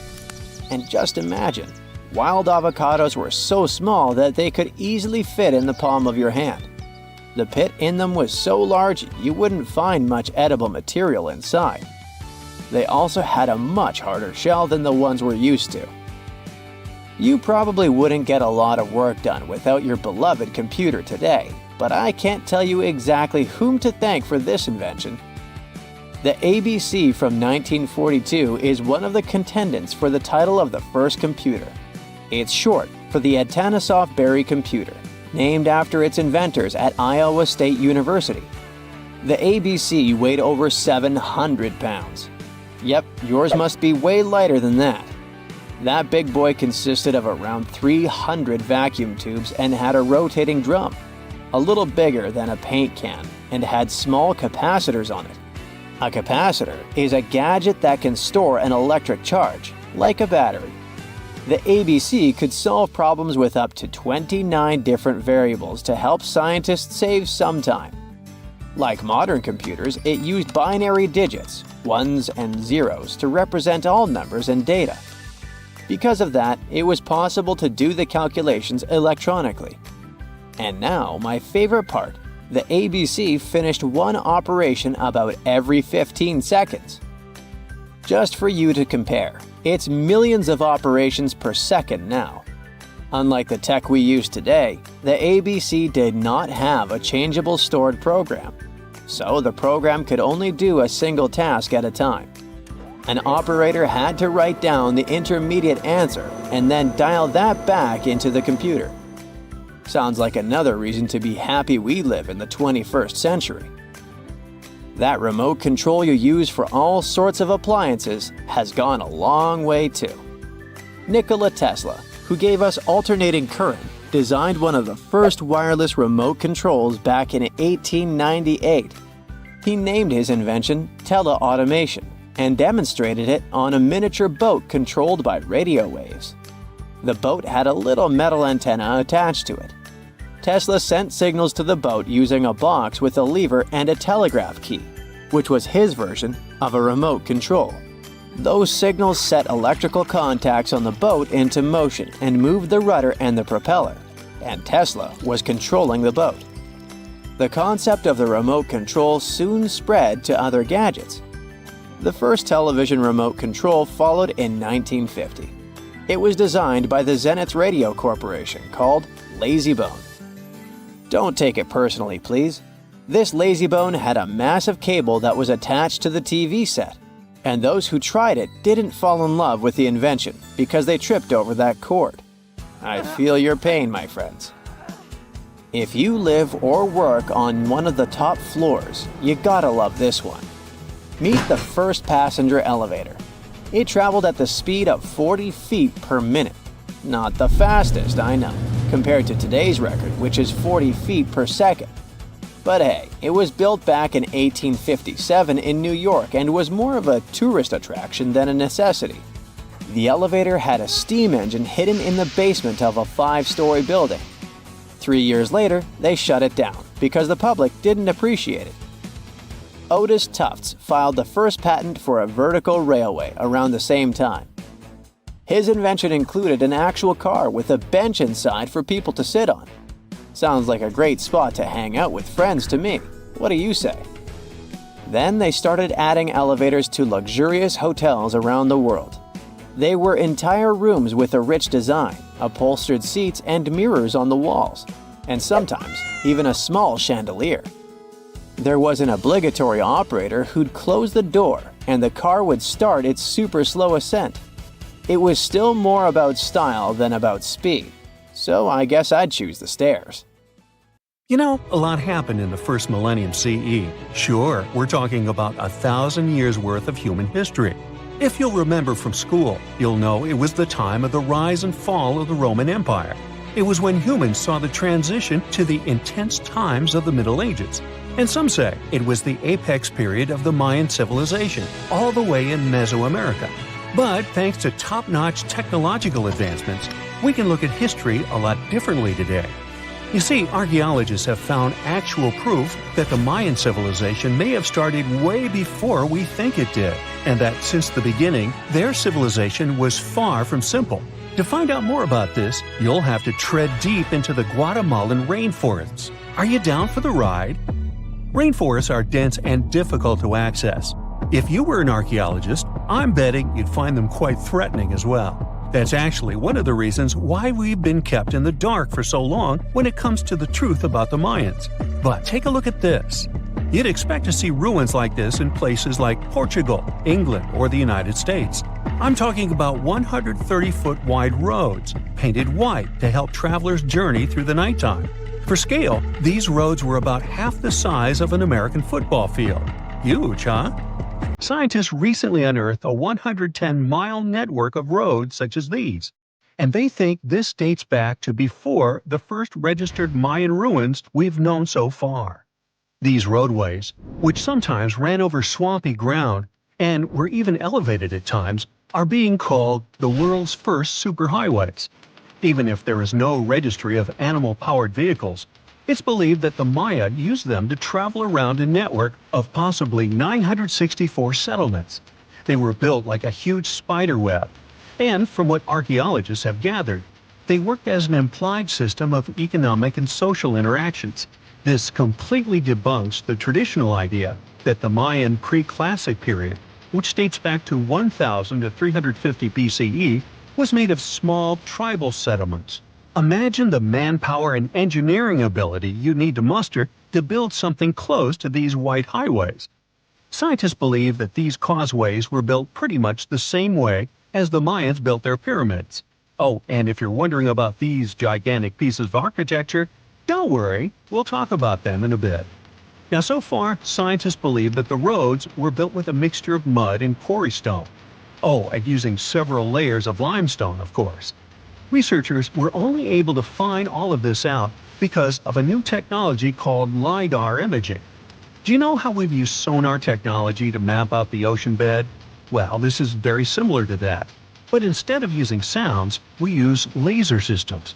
This mapping system allows researchers to see through and beyond the thick canopies of forests. It's like we have X-ray vision. This is definitely a game changer. But lost Mayan cities began to be unearthed in the mid-20th century, and since then, ruins from cities such as Tikal, Palenque, and Uxmal have been rediscovered. But let's take a few steps back for a moment to get some context. The Mayans were one of the biggest pre-Columbian civilizations living in the Americas. Until now, experts believe that, at its apex, the Mayan civilization consisted of over 40 cities with a population of millions of people. That's a lot of folks. Their civilization spanned Mexico's Yucatan Peninsula, Guatemala, and Belize, and they survived mainly on agriculture. The thing is, the Yucatan Peninsula was an extremely difficult place to grow crops. So the Maya had to develop a complex irrigation system in most of their cities. They built a series of ceremonial buildings, pyramids, plazas, and even courts for playing ball. The Mayans might have been keen pyramid builders, but they also developed an advanced astronomical system.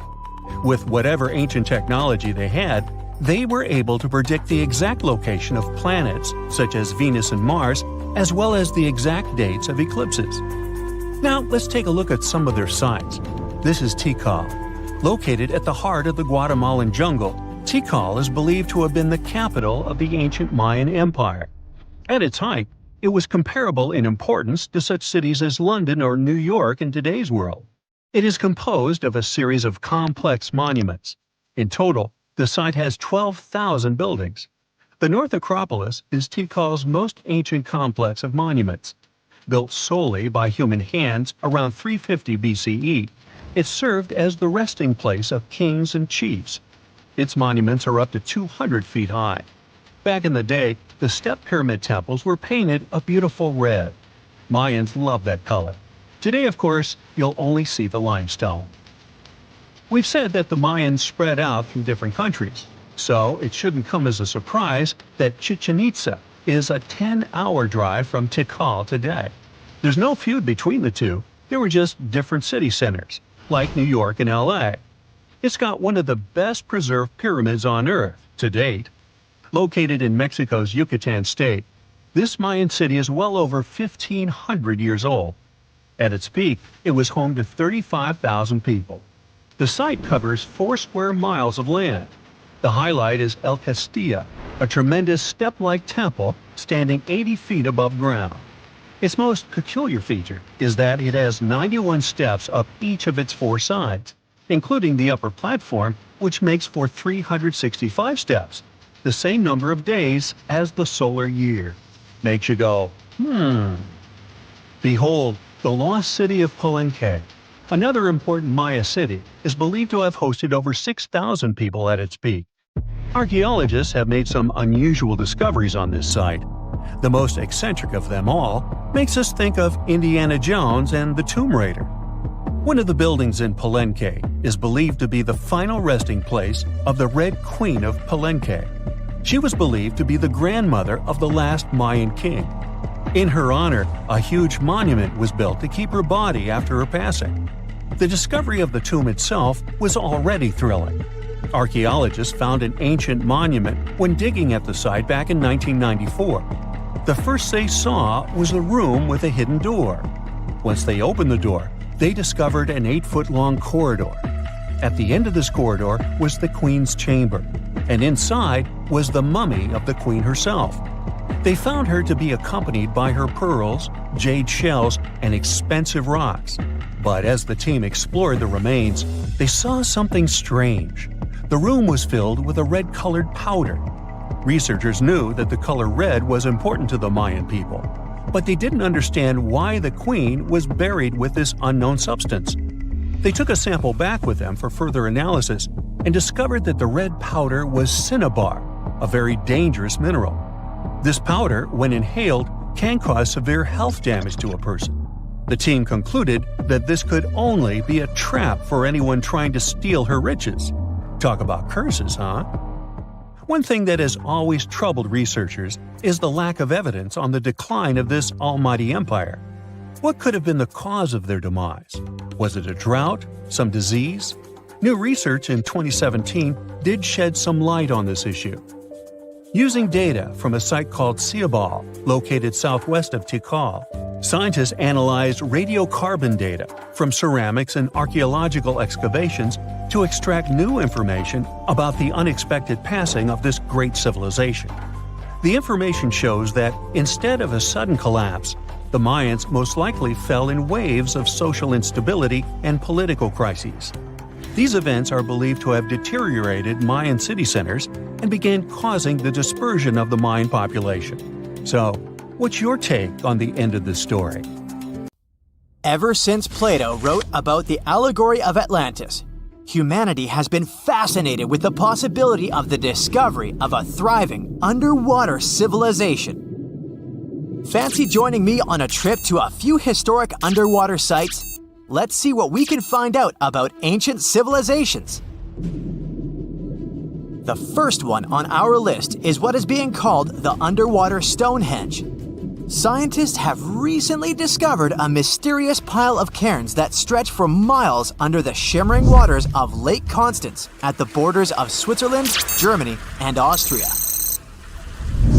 Archaeologists began to explore the site back in 2015 and they haven't been able to understand yet what it was actually used for. What they do know is that there is a 12-mile line of 170 human-made stone cairns under Lake Constance. Scientists say this was most likely the result of a combined work of several villages. The cairn site was probably used for some collective purpose. The formations are huge. Some of them are several dozen feet wide. The most amazing discovery so far is that the site dates back to around 5,500 years ago. Now, what were we humans doing back then? We were living in the prime years of the so-called Stone Age.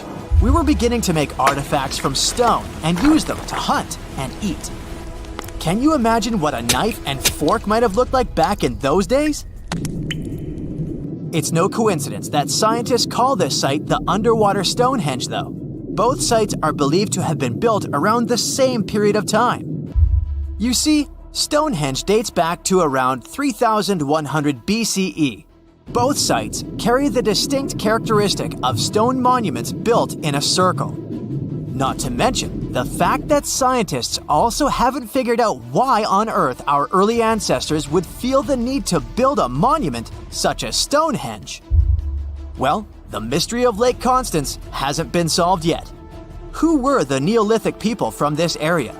And for what purpose did they go through such an amount of work and effort to build this huge stone site? Next, we're taking you on a tour of the Ryukyu Islands just off the coast of Japan. You're diving deep down to an archaeological site. But I should warn you, the waters of the Pacific Ocean are far from smooth.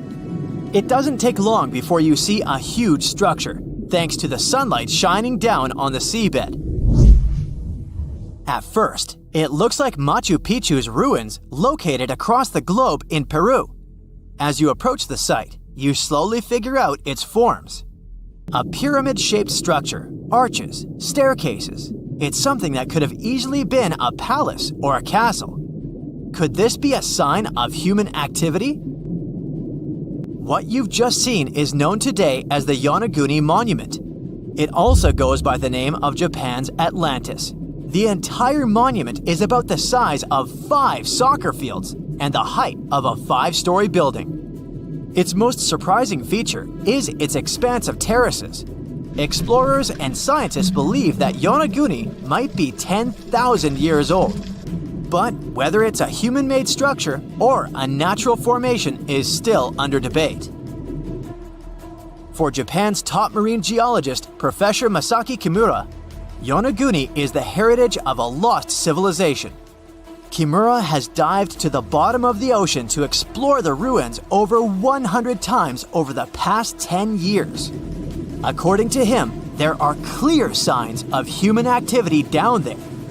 On the monument's surface, there is a triangle-shaped concave that is a historical symbol of water fountains in the region. There's also a giant turtle carved on the eastern side of the structure. And, according to Kimura, turtles have an important cultural meaning. Several pieces of stone tools have been recovered from the site. Their estimated age is around 10,000 years. However, not all scientists support this theory. For many, Yonaguni is the result of thousands of years of erosion. The fact that the monument is composed of one massive rock leads them to believe it's not human-made. The defined edges and flat surfaces resemble a natural formation in Northern Ireland, known as the Giant's Causeway. The basalt columns look like the ruins of a palace, but they're actually the result of volcanic activity in the region. Now, you're flying to the coast of Greece, 4 hours away from Athens. More specifically, you're in the Peloponnese Peninsula. You dust off an old snorkel and head for a free dive on a bright sunny day. Sometime into the dive, you start noticing patterns on a seabed. 13 feet below the surface, outlines of familiar objects start to appear, one by one. As you continue swimming, what looks like the outline of an entire city emerges in front of your eyes. Are you wondering how water could have taken the whole city? rocks are perfectly aligned into what appears to be the foundation of a building. This is Pavlopetri, an ancient city you've probably heard about for the first time. It was discovered by Nicholas Fleming, a British oceanographer, when he was on vacation in Greece. He had heard rumors about Pavlopetri's existence and indeed found several artifacts on the seafloor. He went back to the area a year later with the team. They found a site filled with pots, storage vessels, and tools. A kernstone, for instance, is a tool used for grinding grains and turning them into flour. Multiple amphoras indicate that this settlement dates back to the Bronze Age, 5,500 years ago, when people started living in towns. The settlement is believed to have existed for over 2,400 years. Today, Pavlopetri is considered the oldest submerged town ever discovered. And what's impressive is that it wasn't a simple village. It was a vibrant port city with stone buildings, a marketplace, streets, and even squares. The next stop on our voyage is one of today's most famous underwater cities that has been turned into an archaeological park.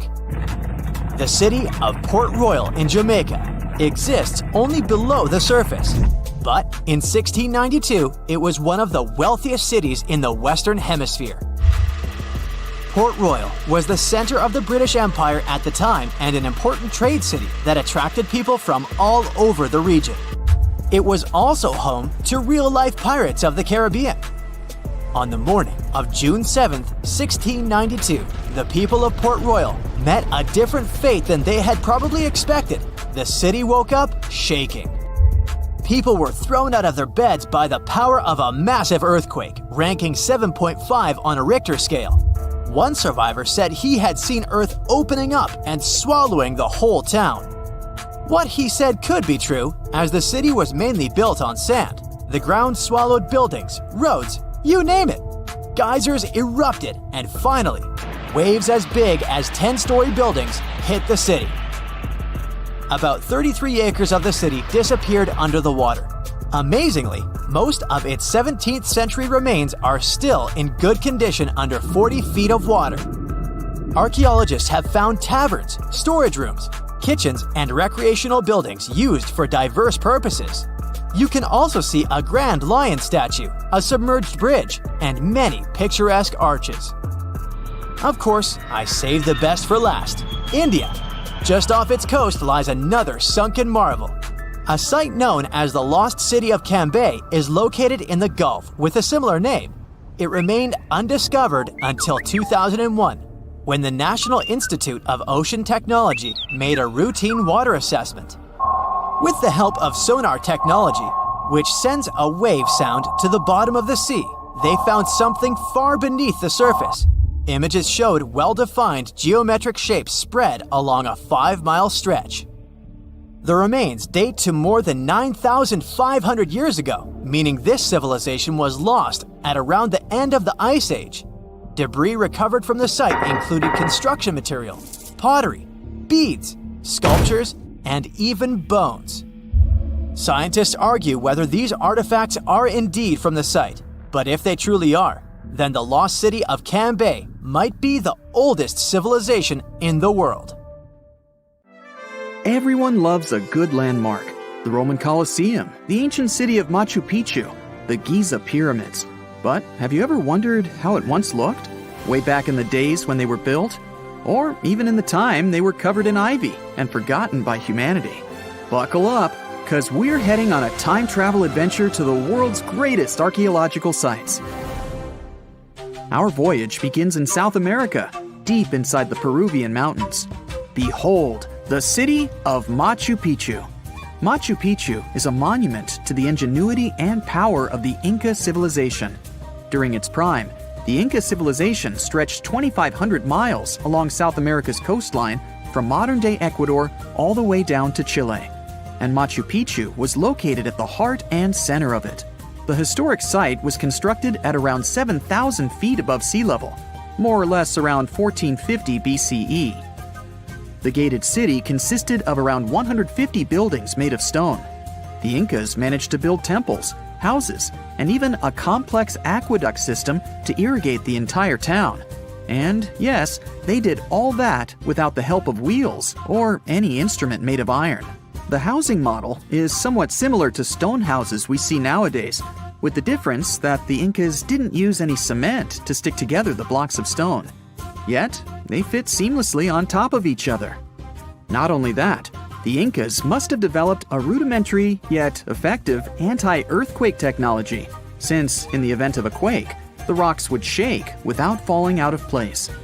If Machu Picchu had been built today, it would have cost over $70 million to finish the entire thing. The purpose of the site is still a mystery to many historians. Theories suggest that it could have been built as a ceremonial site, a safety base for the Inca people, or even a retreat for royalty. What we know for a fact is that in the 16th century, 100 years after Machu Picchu was built, its population abandoned it, with tree roots taking over the majority of the site and keeping it hidden from humankind for over 4 centuries. It wasn't until the 20th century that the world was reintroduced to Machu Picchu when a Peruvian farmer led Yale University professor Hiram Bingham III to visit the site. Since then, Bingham and many other explorers dedicated their lives and research to studying the archaeological wonder of Machu Picchu.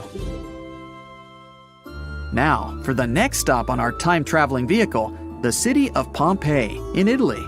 Pompeii has crowded our collective imagination for many years. The eruption of the Mount Vesuvius volcano in 79 AD and the destruction of an entire city is hopefully not something that will happen again. But I bet you're wondering, what did Pompeii look like on its last day? It took 18 hours for Pompeii's streets, markets, houses, and forums to be buried under millions of tons of volcanic ash. Thanks to some clever scientists, we discovered that the lava and ashes that covered Pompeii on its very last day actually helped to freeze the city in time. Different from ice, the cloud of ashes did not preserve the city intact, but as the items disintegrated over 2,000 years, they left voids under the earth.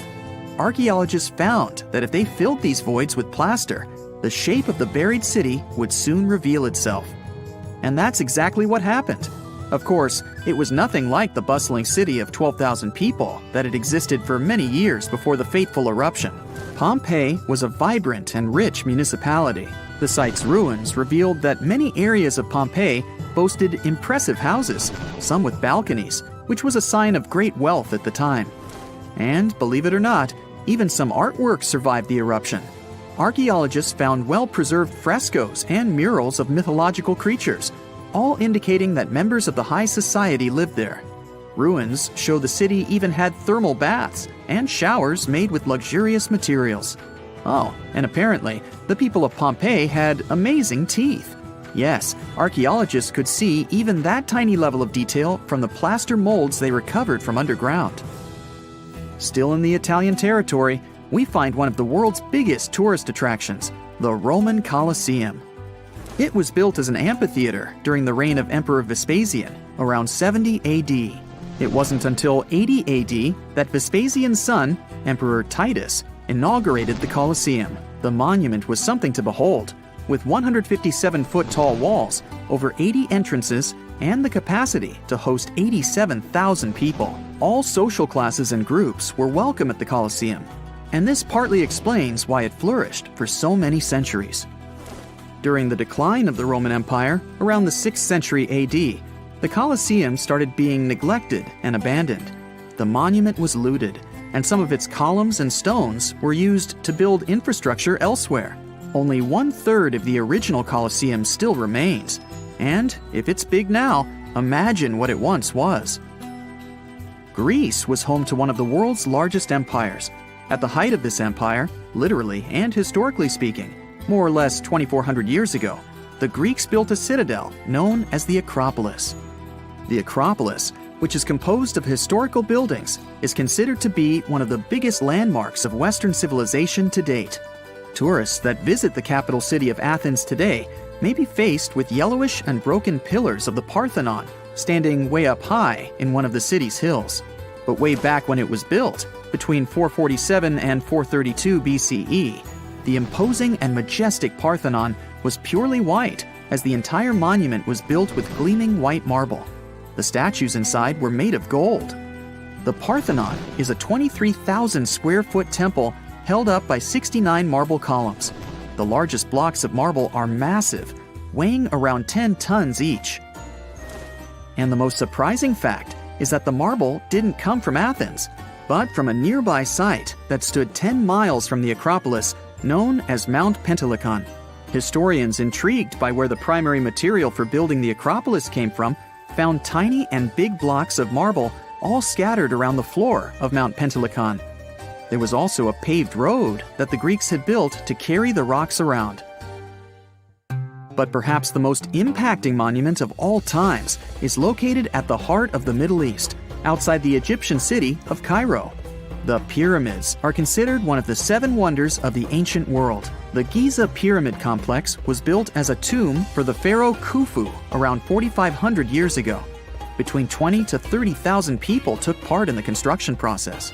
It's composed of 3 pyramids. The massive monument is made out of approximately 8,000 tons of granite and over 550,000 tons of mortar, which gives it the appearance it has today. Would you believe me if I told you that the pyramids didn't always look like this? Far from it. They were shiny white with a golden triangular tip at the top. This is because the Egyptians used over 6 million tons of limestone to cover the entire rocky, step-like structure, all so that they could gleam white under the unforgiving sunlight of Egyptian skies. The Pyramid of Khufu remained the tallest structure on Earth made by humans for over 3,800 years. It was the only 8-sided pyramid in Egypt and was believed to align with Orion's belt. It's considered to be the most aligned construction facing north. In 1979, it was inscribed on the UNESCO World Heritage List. Let's head on down to the Indian city of Agra to quickly visit the Taj Mahal. You may know it as the Taj, but it can also be called by its more endearing name, a teardrop in the cheek of time. The Taj took over 22 years to build and was commissioned in 1632 by Mughal Emperor Shah Jahan as a declaration of love for his third and favorite wife, Mumtaz Mahal. It was made with ivory white marble, and amazingly, due to tight conservation, it still remains very similar to what it was when it was built. I think all this talk of landmarks got me thirsty for some traveling. What about you? Tell us in the comments below if you've ever visited some of these sites, or which interesting landmarks you'd add to this video. You are lost deep within the jungle in the Yucatan Peninsula in Mexico. There are strange noises all around you, and to make it worse, the sun is setting. Soon, you'll be alone in the middle of an unknown rainforest. Guess it was a pretty bad idea to come looking for El Dorado on your own, wasn't it? You keep walking as fast as you can, when suddenly, wait! What's this you're seeing? It looks like large stairways made out of stone. This definitely doesn't look natural, so you take a picture. Maybe you didn't strike gold, but you might have just found something relevant. Congratulations! You found Akamtun, a long-lost Mayan city, hidden 37 miles into the jungle. The name literally translates to stone column.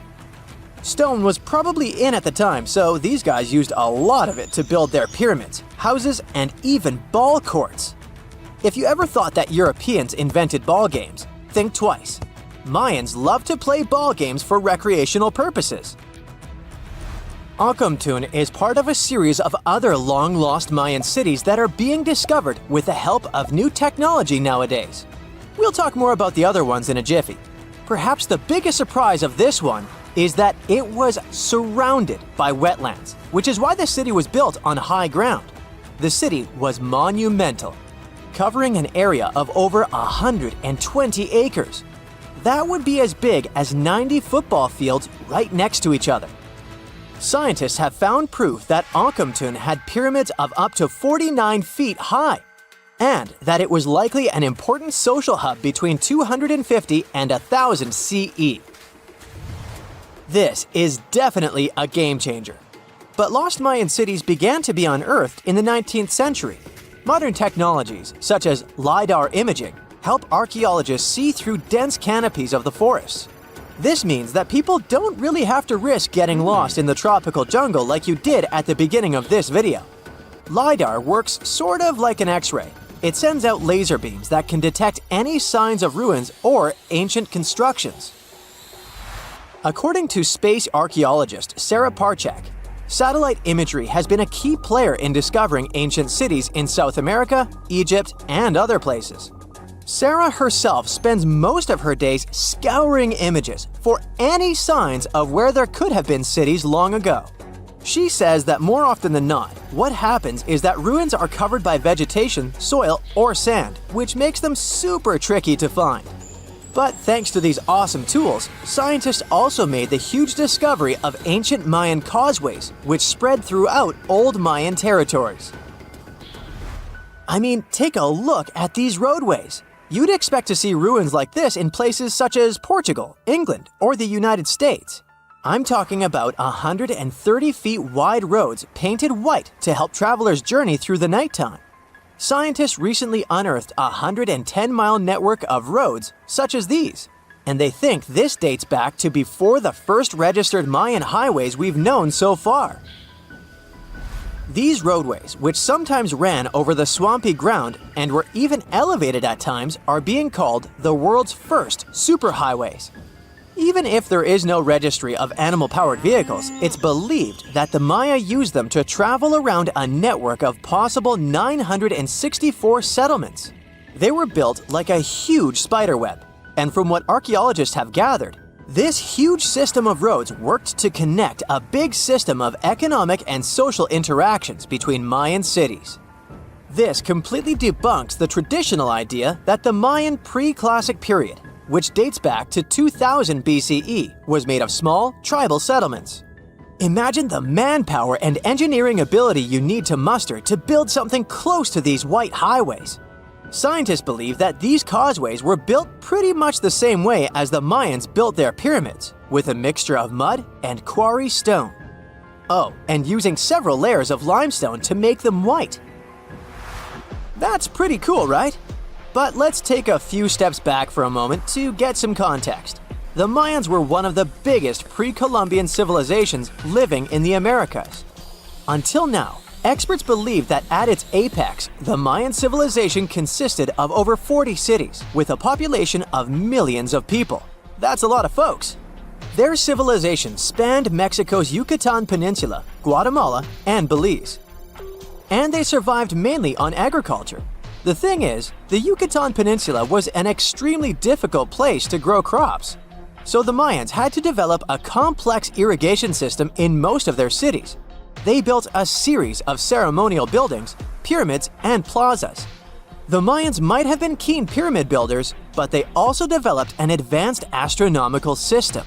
With whatever ancient technology they had, they were able to predict the exact location of planets such as Venus and Mars, as well as the exact dates of eclipses. If you've ever seen examples of ancient Mayan cities, this is Tikal. Located at the heart of the Guatemalan jungle, Tikal is believed to have been the capital of the ancient Mayan conquest state.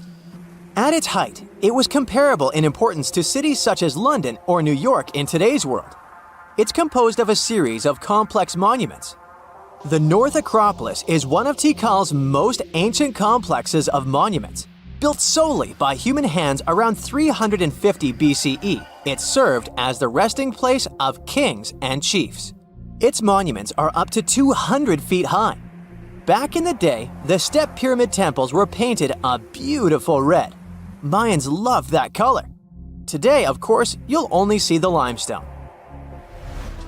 Then there's Chichen Itza. It's got one of the best preserved pyramids on Earth to date. Located in Mexico's Yucatan state, this Mayan city is well over 1,500 years old. At its peak, it was home to 35,000 people. The site covers 4 square miles of land. The highlight is El Castillo, a tremendous step-like temple standing 80 feet above ground. Its most peculiar feature is that it has 91 steps up each of its 4 sides, including the upper platform, which makes for 365 steps, the same number of days as the solar year. You can see that these folks were a pretty big deal, huh? That's why nobody can really understand what happened to them. There's a big lack of evidence on the decline of this almighty empire. What could have been the cause of their demise? Was it a drought? New research in 2017 did bring some new discoveries into the mix. Using data from a site at Seibao, located at southwest of Tikal, scientists analyzed radiocarbon data from ceramics and archaeological excavations to extract new information about the unexpected demise of this great civilization. The information shows that instead of a sudden collapse, the Mayans most likely fell in waves of social instability and political crises. These events are believed to have deteriorated Mayan city centers and began causing the dispersion of the Mayan population. It's hard to pinpoint the exact causes, though. But hey, recent discoveries are shedding a big light on humanity's past. Not only about the Mayan Empire, but about other long-lost civilizations of South America. A major recent discovery in Brazil was done using satellite imaging technology and is also shocking scientists. Some images from near the Xingu River, also in the Amazon, suggest that cities of millions of people might have existed inside the jungle, way before our modern civilization ever existed. I mean, if this doesn't shock you, I don't know what will. Satellite imagery also detected a network of trenches, dating back to 200 and 1200 CE in the Bolivian Amazon forest.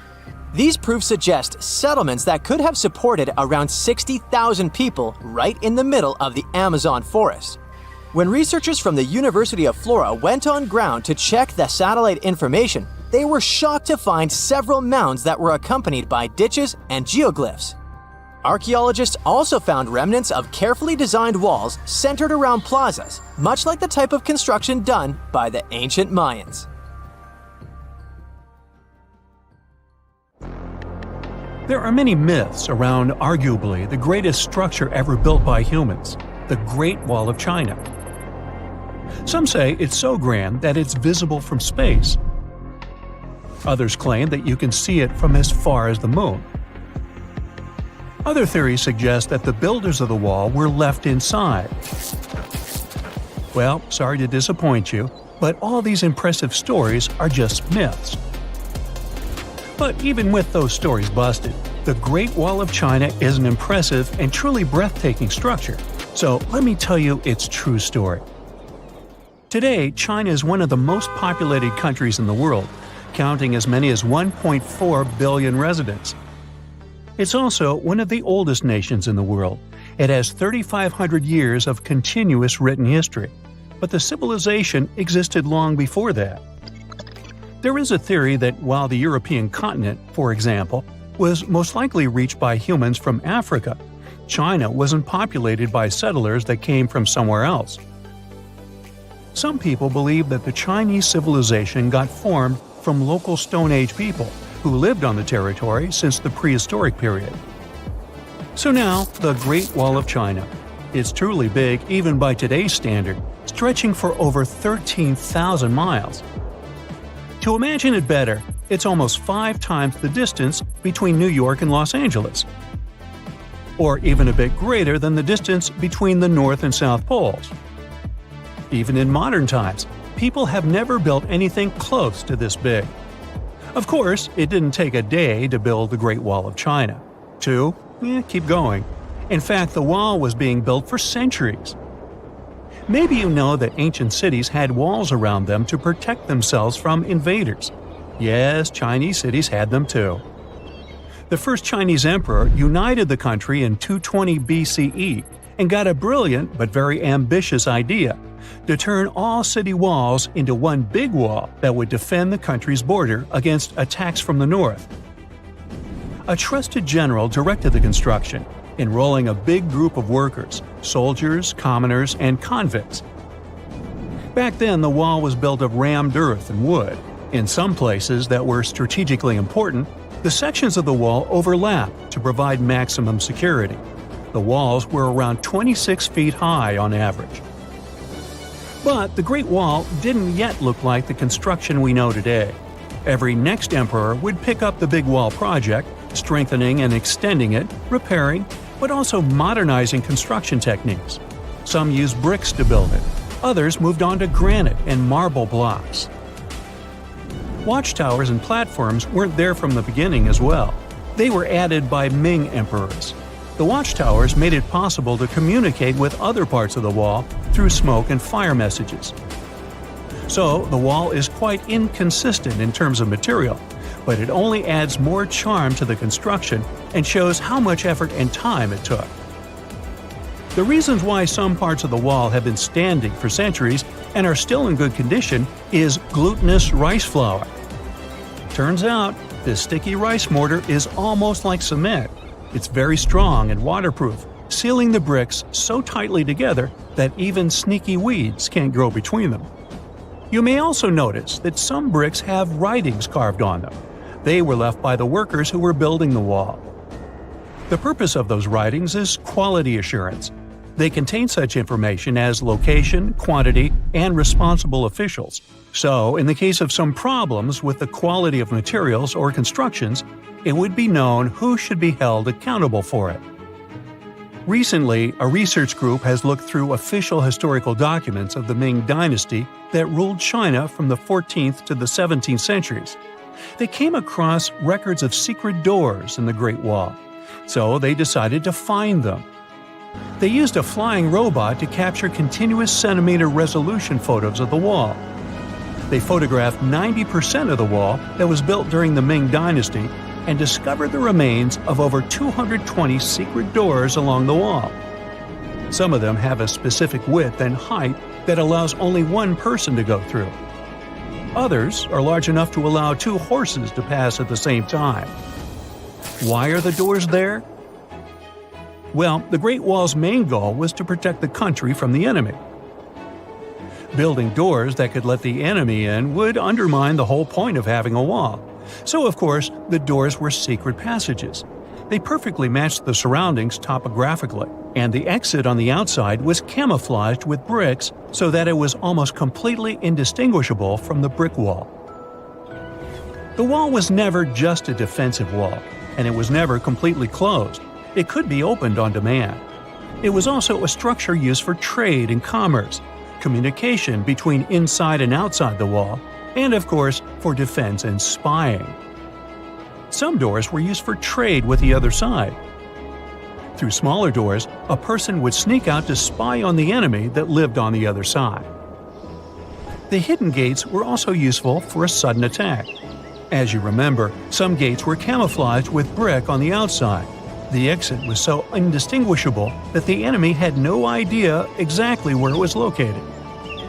The inside entrance for Chinese soldiers was hollow, so they could walk through the wall and break the camouflaged exit gate from the inside, starting their surprise attack. Now, even though the main point was to prevent outsiders from getting into the city, the wall wasn't too effective on that matter. It could still be climbed over or marched around. So the wall was being watched at all times, and the guards gave signals to the troops if they saw the enemy approach. Also, the wall provided more time to mobilize and bulk up the country's forces or lure the enemy troops into a difficult strategic position. The construction stopped at the end of the 19th century. The wall lost its strategic and military importance due to technological advances. Over the centuries to today, only 8% of the Great Wall is in good condition, and the rest is damaged. Also, around 1/3 of the wall has disappeared without a trace, due to both natural erosion and human damage. I guess you could say it's now just a pretty good wall. As you remember, the first parts of the wall were built out of rammed earth and wood. These are not the most unfailing materials if we're talking about thousands of years. Also, destructive farming methods have turned large areas into a desert and contributed to erosion. Also, many bricks were taken away from the wall in the last century to be used in building farms and houses. The wall is being deconstructed stone by stone even today, but this time by tourists. Quite a few of them take a stone as a souvenir. That's a total of a lot of stones, considering that over 10 million tourists visit the Great Wall every year. Since 1987, the wall has been a UNESCO World Heritage Site, highlighting that it has an outstanding importance to humanity. The wall is one of China's 56 World Heritage Sites, second place among countries with landmarks protected by UNESCO. Who's first, you ask? Well, the top spot, with 58 World Heritage Sites, belongs to Italy. And do you know that the wall isn't only a famous tourist attraction, but also the location of the Great Wall Marathon? It's a marathon that was established in 1999 and is one of the most challenging ones in the world. You guessed right, people run along the wall, including all the steps. There are 3 distances, so that participants can run a full marathon that is 26 miles, a half marathon that's 13 miles, or just have a fun run of 5 miles. Hey, how do you feel about taking a trip back in time? We're diving into the history of the Amazon forest to unravel the mystery of its lost cities. Grab your bug spray and hop on. The Amazon forest is the world's largest rainforest. The environment there can be extremely challenging for human life. Yet, the legend goes that the Amazon has been home to sprawling settlements rich in unmeasurable wealth. Could that really be true? Or is that none other than a figment of our collective imagination? The legend of El Dorado might be the myth that started this whole thing. As European explorers began their excavations in American lands back in the 1500s, word got out of an Amazonian civilization that used to paint their leader in gold as an offering to higher powers. The legend of El Hombre Dorado, aka the Golden Man, began to quickly spread around Europe. Explorers got excited at the possibility of finding an infinite amount of gold somewhere deep within the Latin American jungle. And as you can imagine, expeditions to the continent began to multiply with each passing year. It didn't take long before explorers found this civilization. They were known as the Muisca people and were located in Colombia, near Lake Gudavia. The Muisca people had a tradition of painting their leader, aka the Zipa, from head to toe in gold. In a ceremonial gesture, the Zipa would swim into the river, spreading gold dust all over the lake. For the Muisca, this was their way of acknowledging and thanking the higher powers of the universe they believed in. When European explorers heard and witnessed this practice, they were amazed. For them, gold was used solely for commercial purposes as their main currency for trade. This made them think that the Muisca people must have stacks and stacks of gold hidden somewhere in the jungle for them to use it so abundantly. Well, that's how the legend of El Dorado was born. What was once the practice of El Hombre Dorado traveled on word of mouth until it became El Dorado, a fictional city that was most likely to hide piles of gold. The hunt for this city led Europeans to spend large amounts of money to scour the Amazon forest. Unfortunately, all of their expeditions came back empty-handed. That is, if they ever came back at all. Now, jump to the beginning of the 1900s. In England, the Royal Geographic Society, a prestigious British institution, was looking for somebody willing to travel down to Latin America to trace the border between Brazil and Bolivia. More specifically, the part of the border that is nestled deep within the Amazon rainforest. One Sir Percy Fawcett was a Latin American aficionado, and he gladly volunteered to do the job. Oh, it's important to note that the Amazon forest is virtually the size of the continental USA. It sprawls across 8 countries, including Brazil, Peru, and Bolivia. And trust me, getting around is no easy feat. The jungle is covered in dense vegetation, and in addition to that, it's home to insane predators such as anaconda snakes, panthers, crocodiles, piranhas, and so on. But despite all that, Fawcett was very successful in his mapping adventure and seemed to be wanting to come back more. Back in England, Fawcett would scour diaries from other explorers hoping to learn more about the ancient Amazonian civilizations. He would read about the Incas and the Mayans and the great empires they built. He believed that if the Incas were capable of building empires that stretched over 2 million square miles, this could mean that other Amazonian civilizations could have thrived there too. During his research, Fawcett came across a report from a 16th century explorer. The report told of a city deep within the Amazon forest that held unimaginable quantities of minerals. A town that stretched for 15 miles without any space from a house to house. This report fueled Fawcett's imagination to a new extreme. From then on, he became obsessed with finding what he called the lost city of Z. Over years, Fawcett searched the Amazon forest, usually looking for stone ruins that could possibly indicate human settlements. On his later expeditions, he focused on exploring the state of Mato Grosso in central Brazil. He would travel from Europe and into the lower region of the Xingu River. The trip to the Xingu would take him around 14 days on foot. Then, he would set sail in small wooden boats accompanied by local indigenous leaders that knew the region better than anyone.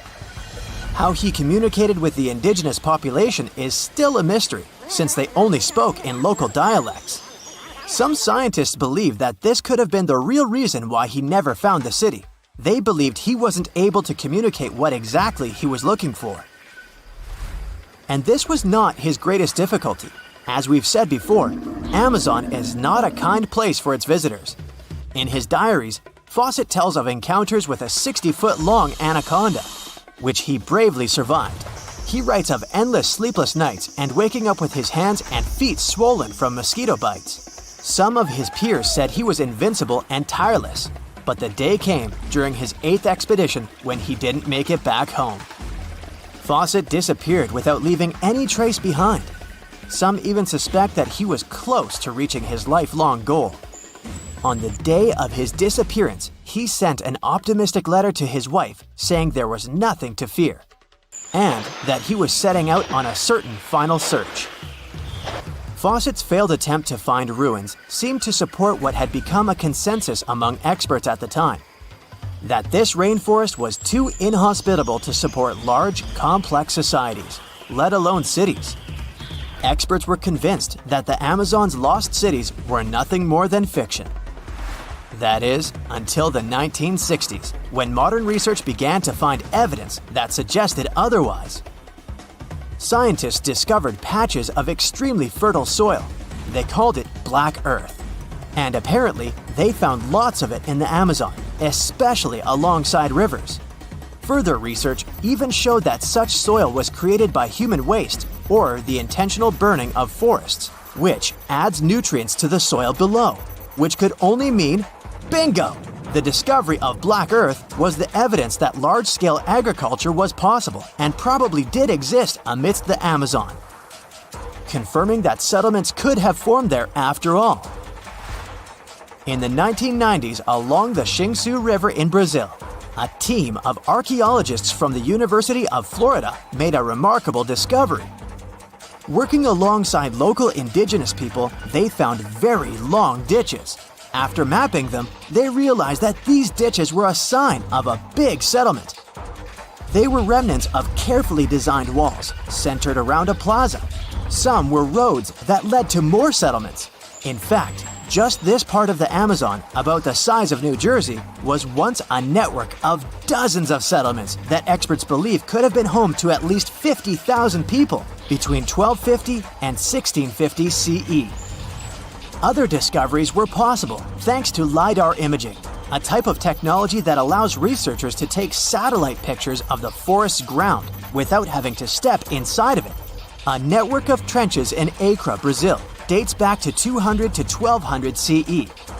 These suggest settlements that could have supported 60,000 people. Other images from near the Xingu River suggest cities that could have housed about 50 million people. These were the lost cities of the Amazon.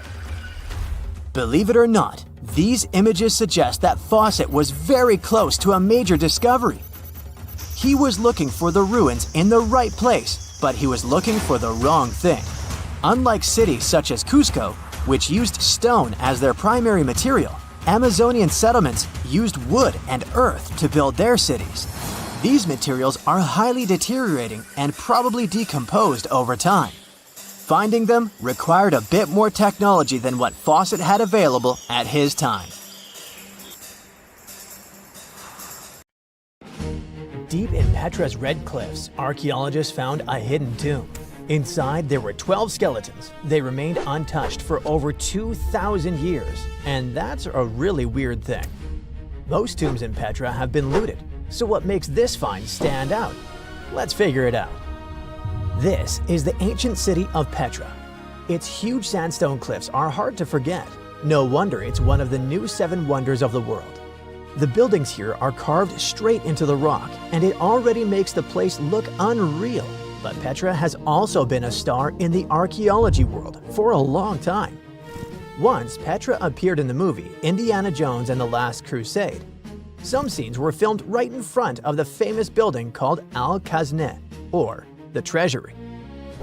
But recently, something even more exciting happened there in real life. A TV team from the show Expedition Unknown came to Petra to film a new investigation. And while they were there, archaeologists made a huge discovery. They found 12 human skeletons and several ancient objects. All of them were buried under the ground in front of the treasury, hidden there for about 2,000 years. Archaeologists didn't start digging right away. First, they used a special tool called ground-penetrating radar, something like an X-ray for the ground. Instead of guessing where to dig, the machine scans underground and shows shapes that might be tombs or empty spaces. Anyway, when the team looked at the radar data, something interesting showed up. The patterns looked very similar to places in Petra where tombs had already been found before. That was a big clue that something might be hiding underground. After seeing the results, the authorities of Jordan gave permission for the excavation. That's when the team finally started digging under the famous site. And that's how they uncovered the skeletons and ancient artifacts. Interestingly, many tombs in Petra have been found completely empty, because over the centuries, anything valuable was taken by looters, or simply disappeared with time. But this tomb was very different. Inside, the team discovered 12 human skeletons and a few ancient objects. Some of the bones even had mold on them. That happened because Petra is carved into sandstone cliffs. Sandstone is quite porous, which means it can soak up water like a giant sponge. The area sometimes floods, and moisture likely slowly made its way into the tomb. Along with the skeletons, the archaeologists found stuff made of bronze, iron, and ceramic. One object stood out, a ceramic chalice resting in the arms of one of the buried people. It was almost as if the person had been holding it when they were laid to rest. Mysteriously, the cup looked a lot like the Holy Grail from the Indiana Jones movie. The famous building above the tomb, the Al-Khazneh, stands near the main entrance to the city. It's believed to be at least 2,000 years old. This huge structure is carved directly into the sandstone cliffs. Today, it's one of the most recognizable landmarks in the world. But even though the treasury is so famous, archaeologists still don't fully understand its history. One reason is that many of the nearby tombs didn't contain many artifacts. And without things to study, it becomes much harder to figure out exactly when the building was made or how it was used. That's why the team was so excited. The discovery could help them learn more about the ancient people who lived in Petra and built the city. The location of the tomb might already be an important clue. You see, being buried right in front of the treasury was probably a huge honor. The human remains themselves could also tell an interesting story. The skeletons were still lying in their original positions without being moved around or disturbed by looters. That's why scientists can study them much more carefully to learn things like how old these people were, how they lived, or if they were healthy. We could also learn more about the place those people called home, the ancient city of Petra. It was built more than 2,000 years ago by the Nabateans. Starting around the 4th century BCE, this desert city became the center of their kingdom and an important stop for trade across the Middle East. The location helped a lot. Petra sits in a valley surrounded by mountains, and the main entrance is a long, narrow canyon called the Al-Sik. Because the path is so tight, the city was easy to defend and hard for enemies to attack. Thanks to these factors, the city grew quickly. At its peak, around 30,000 people may have lived there, but the city sits in a dry desert canyon. Natural water is kinda limited there. So how did so many people live in Petra? The answer is clever engineering. The Nabateans built a water system that was incredibly advanced for its time. They didn't rely on one water source. It was a whole network carved directly into the rock. They cut channels, pipes, and storage tanks into the cliffs. This helped them guide water from nearby springs into the city. It was like an ancient plumbing system built entirely out of stone. Even better, the water didn't just flow straight into the city. First, it passed through special settling basins where dirt and sand could sink to the bottom. After that, the water was stored in large reservoirs surrounded by thick stone walls, which helped keep the water cooler in the desert heat. Flash floods were also a big danger in the canyon. When heavy rain fell in the surrounding mountains, water often rushed down the narrow valleys. To deal with that, the Nabateans built dams and channels that redirected the floodwater into storage reservoirs. Another intriguing thing about Petra is the location of its main buildings. In 2013, researchers found that several important monuments lined up with the sun during key moments of the year, like the solstices and equinoxes. Scientists now believe that the buildings may have worked like giant calendars, helping people track the seasons in a desert landscape. Natural signs of time can be hard to notice there. Another Petra mystery is three massive stone blocks, the Jinn blocks. They go back to around the 2nd century BCE and are some of the first big tombs built in Petra. Two of them have burial chambers inside, and the third one even has a grave on top, like a little rooftop coffin. No one really knows exactly why they were built.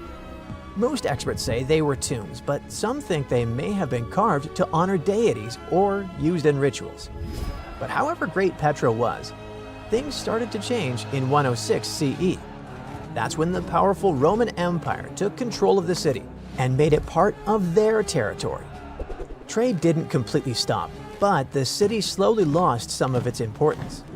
Later, a large earthquake in 551 CE caused serious damage to the area. It could have been the final blow for a city that was already in decline. Over time, Petra was eventually abandoned and became known as the Lost City. But there's another nickname people used much more often, the Rose City. The name comes from the color of the cliffs around Petra. The sandstone rocks have a reddish-pink color, especially when the sun is low in the sky. What tourists see today is just a tiny slice of Petra. Some estimates say archaeologists have only dug up about 15% of the city. Visitors go through the narrow Seek, gape at the 130-foot-high treasury, walk along tomb-lined streets, and climb over 800 steps to reach the monastery, Al-Dir. But that's like seeing the tip of an iceberg. The rest is still buried. Petra keeps surprising us. In 2016, researchers used satellite images to spot a huge, previously unknown monument. The platform is massive, about 184 by 161 feet, and has columns along one side. Pottery fragments suggest it's over 2,150 years old. So basically, even after centuries of exploration, Petra is still full of secrets. They're just waiting to be uncovered.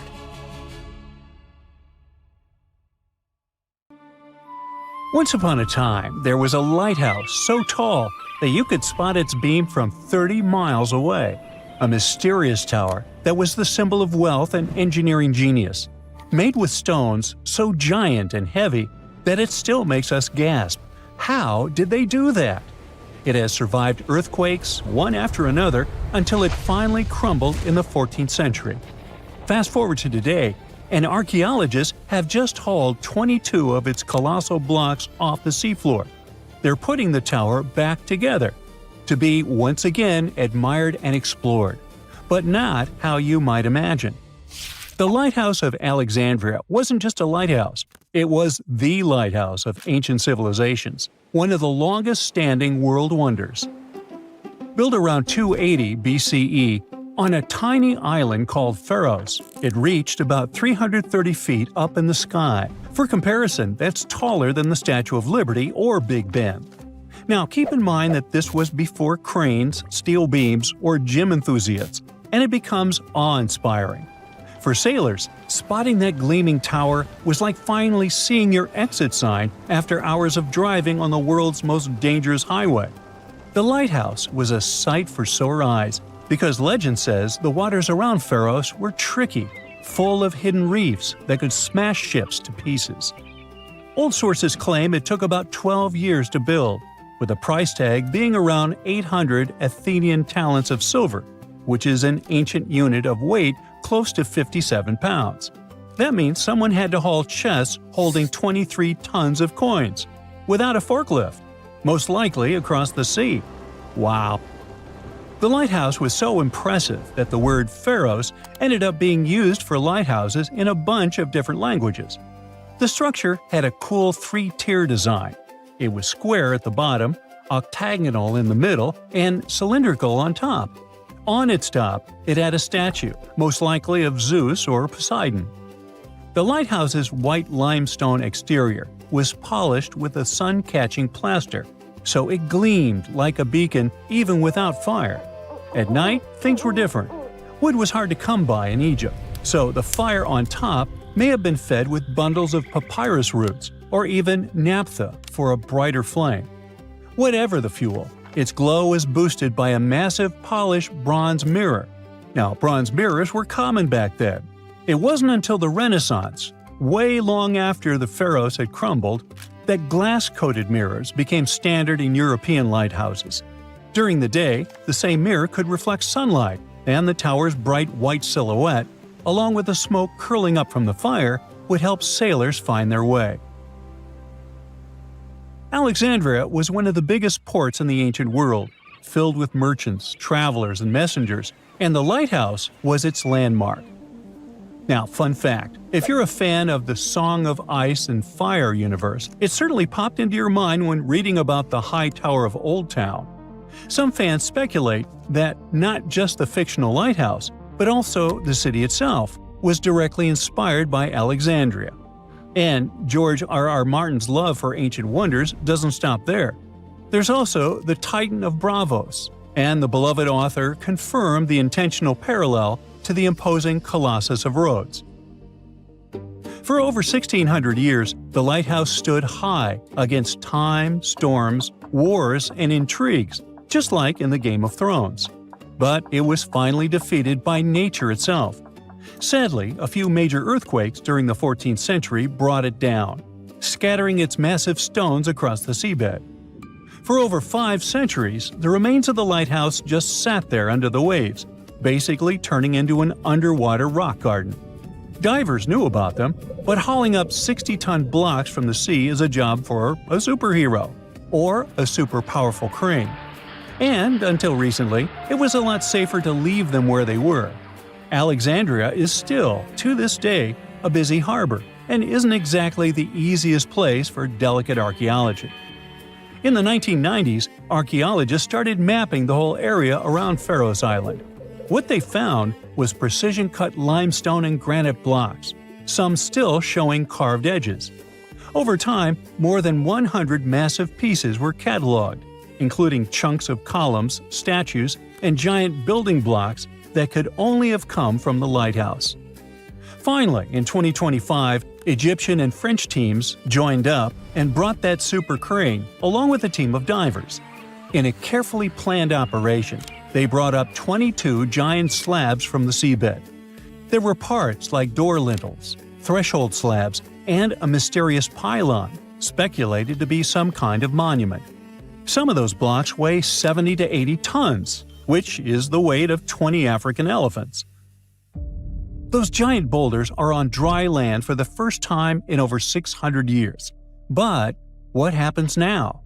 Are researchers really about to rebuild the lighthouse like a giant Lego set? Not quite. You can't just stack century-old blocks like that. For starters, no one's 100% sure what the Lighthouse of Alexandria really looked like. Yeah, we've got drawings and clues, most famously the tiny images stamped into Roman coins from Alexandria. But they're more like an artist's quick sketch, not quite the blueprints for recreating something down to the last detail. And then there's the missing pieces problem. Those recovered stones are just a fraction of the original structure. Over the centuries, much of the lighthouse's material was repurposed. In fact, the spot where the lighthouse used to stand is now home to the citadel of Qaitbay, a fortress built right on its old foundations. The fort is not just a symbol of the past, but also a tourist attraction and a recognizable Alexandrian landmark. So, no, Alexandria isn't about to get its legendary tower back. At least not in that way. Instead, these newly recovered stoneworks are headed for conservation labs to be studied. Specialists will clean, stabilize, and document every carved groove and chisel mark. Later, they're likely to head to a museum. After all, it's part of the national treasure. However, that's not the end of the story. We still have the technology on our side that promises a fully recreated and explorable lighthouse, just like it was all those centuries ago. The entire endeavor is called the Pharos Project, and its mission is to turn those hauled massive stones, lintels, thresholds, base slabs, and even a mystery pylon into a complete walk-through digital twin of the Lighthouse of Alexandria. Each piece is getting high-resolution 3D scanning, joining more than 100 fragments already recorded underwater. The goal isn't just a research. The Pharos Project aims to bring back the lighthouse's original look and feel and turn it into a museum. 330-foot-tall structures often have a lot of stairs, and virtual reality is going to be far less painful for my old feet. Museum visitors could walk around its base in augmented reality, while researchers could use the model to test new theories about its structure and function. Hopefully, we'll be able to customize our own atmosphere, dim the lights, and examine the walls just like in a video game. Maybe they'll render pigeons and seagulls to make it even more authentic. We still don't have many details, but the entire thing is being recorded and will be made into a documentary. While we don't have booths to time travel, talented designers can bring the past back to the present. They just need the correct concept art. Sure, nowadays you can recreate almost everything in 3D, but the point here is the authenticity, to put it back together exactly how it was. This is what the Project Pharos wants to achieve. Maybe one day, every ancient world wonder will end up being recreated in a similar way. But there's no reason to stop there. Virtual tourism can save time and money, and while nothing can replace the real experience, visiting authentic locations recreated in virtual reality may be the next best option. Locals are already excited. The citadel of Qaitbay is already drawing people, but now Alexandria is about to get the first digital tourist attraction. Soon, anyone with a VR headset can stand on top of this historic wonder, squint while watching the sunset, and finally answer the burning question: is it possible to get exhausted while climbing virtual stairs? And can I customize the soundtrack? Ooh. Hey, I bet you didn't know that trees used to grow in the middle of Egypt's barren, sun-roasted Sinai desert. It's true. If you can't picture it, I don't blame you. But archaeologists have recently stumbled upon a tree-lined boulevard. Yep, an actual green avenue, leading to a massive ancient fortress. No, this isn't some mirage or an overactive imagination, although I do have one. But it's turning our ideas of ancient Egyptian desert life upside down. Let's rewind a bit. The site in question is called Tel Abu Saifi, located in the northern part of the Sinai Peninsula. For a long time, it was known as a dusty archaeological footnote, the home of ruins from the Ptolemaic and Roman periods. You know, the era after Alexander the Great swaggered through Egypt and the Roman Empire called dibs. But recently, Egypt's Ministry of Tourism and Antiquities decided to give it a fresh dig. And what they found out turned to be more than just a forgotten outpost. We're talking about a full-on military fortress with defensive trenches, paved roads, lime kilns, barracks for soldiers, and even room for their families.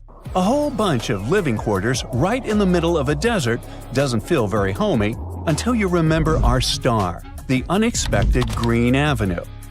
This road was over 300 feet long and 36 feet wide, as long as an American football field, paved with limestone slabs and lined with more than 500 clay planting pits.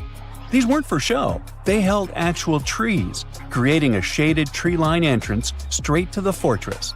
Imagine walking through that, the sun blazing overhead, and suddenly, blessed shade. Ooh. Now, that's not just a grand entrance, that's an ancient red carpet, or maybe a green one. But this wasn't about curb appeal. The existence of hundreds of trees in a desert landscape over 2,000 years ago tells us something big. You see, the Ptolemaic Egyptians weren't simply good at building monuments, they were also masters of water management. In a place where rainfall is rarer than a selfie with a pharaoh, they somehow found a way to grow rows of trees. Now, let that sink in. To irrigate that many trees in a desert, they must have had a sophisticated irrigation or water transport system, something capable of moving and distributing water efficiently in this harsh climate. Maybe they channeled groundwater, or maybe they captured seasonal rain, or maybe ancient sprinkler systems. Okay, maybe not that fancy. But still, it's clear they were ahead of their time. Here's the thing, we already know the Egyptians mastered water control. They harnessed the Nile with ditches and canals to feed distant fields. So irrigation wasn't exactly a mystery to them. They had the skills and the knowledge. And sure, scientists still debate what the Sinai climate was like 2,000 years ago. But many believe it may have once been greener. After all, take one look at those dramatic mountains and rocky landscapes, shaped and sculpted as if by brute force of ancient rivers. And it's hard not to think that water once played a bigger role out there. Plus, archaeologists have found tons of evidence showing that Ptolemaic Egyptians cultivated fruits, vines, and trees on a large scale. In other words, growing a forest in a desert might feel wild to us, but to them, it was just another Tuesday. And now, this Green Avenue is making archaeologists wonder, what if similar irrigation systems were used elsewhere, say for transporting the enormous stones used to build the pyramids? There's already a theory that ancient rivers or human-made canals helped move those stones. And the Tel Abu Saifi discovery? Well, it might just be the missing puzzle piece. This isn't just a dream. Back then, rivers were like highways, power grids, and cargo trains of the ancient world, all rolled into one. Egyptians used them for everything – irrigating crops, trading goods, powering industry, and even mobilizing for war. If you were doing something important, odds are it involved a river. But wait, it gets even better. Excavations revealed deep defensive trenches, like ancient moats, dug more than 6 feet deep around the fortress. Those weren't just muddy ditches. They were part of an elaborate defense system designed to be filled or bridged to control access. Think of it as ancient Egypt's version of a retractable security gate, minus the hydraulics. And while the trenches were keeping intruders out, life inside the fortress was bustling. Remember how we said archaeologists had found military housing units? It turns out soldiers might have lived there with their families. So this wasn't just a barracks, it was a thriving community, with meals, routines, kids playing, and probably a whole lot of ancient gossip flying around the dinner table. In addition to all the military stuff, researchers found 4 massive lime kilns used to produce quicklime, an essential ingredient for making construction mortar. These kilns are a big deal because they suggest that during the later Roman period, Tel Abu Saifi turned into an industrial hub. It was like the Home Depot of ancient Egypt, churning out materials to build and repair buildings. But here's where the plot thickens. Underneath all of this, beneath the roads, the trenches, the kilns, archaeologists found the corners of an even older structure, a mystery building. Could it be the remains of a third, much older fortress? Or an ancient cemetery or lost city? Nobody knows yet, but one thing's clear, this story isn't over. Honestly, this might be the coolest archaeological cliffhanger of the decade. So, what does this all mean? Well, for starters, it challenges everything we assumed about desert life in ancient Egypt. For the longest time, deserts were thought of as natural barriers, dry, deadly, and empty. But this find suggests that the desert might have once been green and full of life, not because the climate was dramatically different, but because the Egyptians were incredibly good at bending the environment to their will. They didn't just survive in the desert, they transformed it. It also adds fuel to the fire in the age-old debate about ancient Egyptian tech. If they could build a fortress with tree-lined roads, moats, irrigation, and industry in the middle of the Sinai, is it really such a stretch to imagine they could engineer water channels to move pyramid stones? Forget the Ancient Aliens TV show. Sure, it's entertaining, I'll give you that, but it makes us forget something crucial. Those people were brilliant. A lot of what we call modern technology is recycled ancient ingenuity. And who knows how much knowledge we've lost over time. Meanwhile, the dig continues. Scientists are now mapping the entire Tel Abu Saifi site, trying to piece together how all the structures connect. Some want to analyze soil samples to find traces of old tree roots and maybe even figure out what kinds of trees once grew there. Imagine if they were date palms. We might be looking at the world's oldest snack lane. You already know that the implications of the discoveries don't stop with history books, right? This kind of discovery has modern relevance too. Our world is going through a lot of change, with crazy weather and huge heat waves. So maybe we should be asking, what can we learn from ancient civilizations that once made the desert bloom?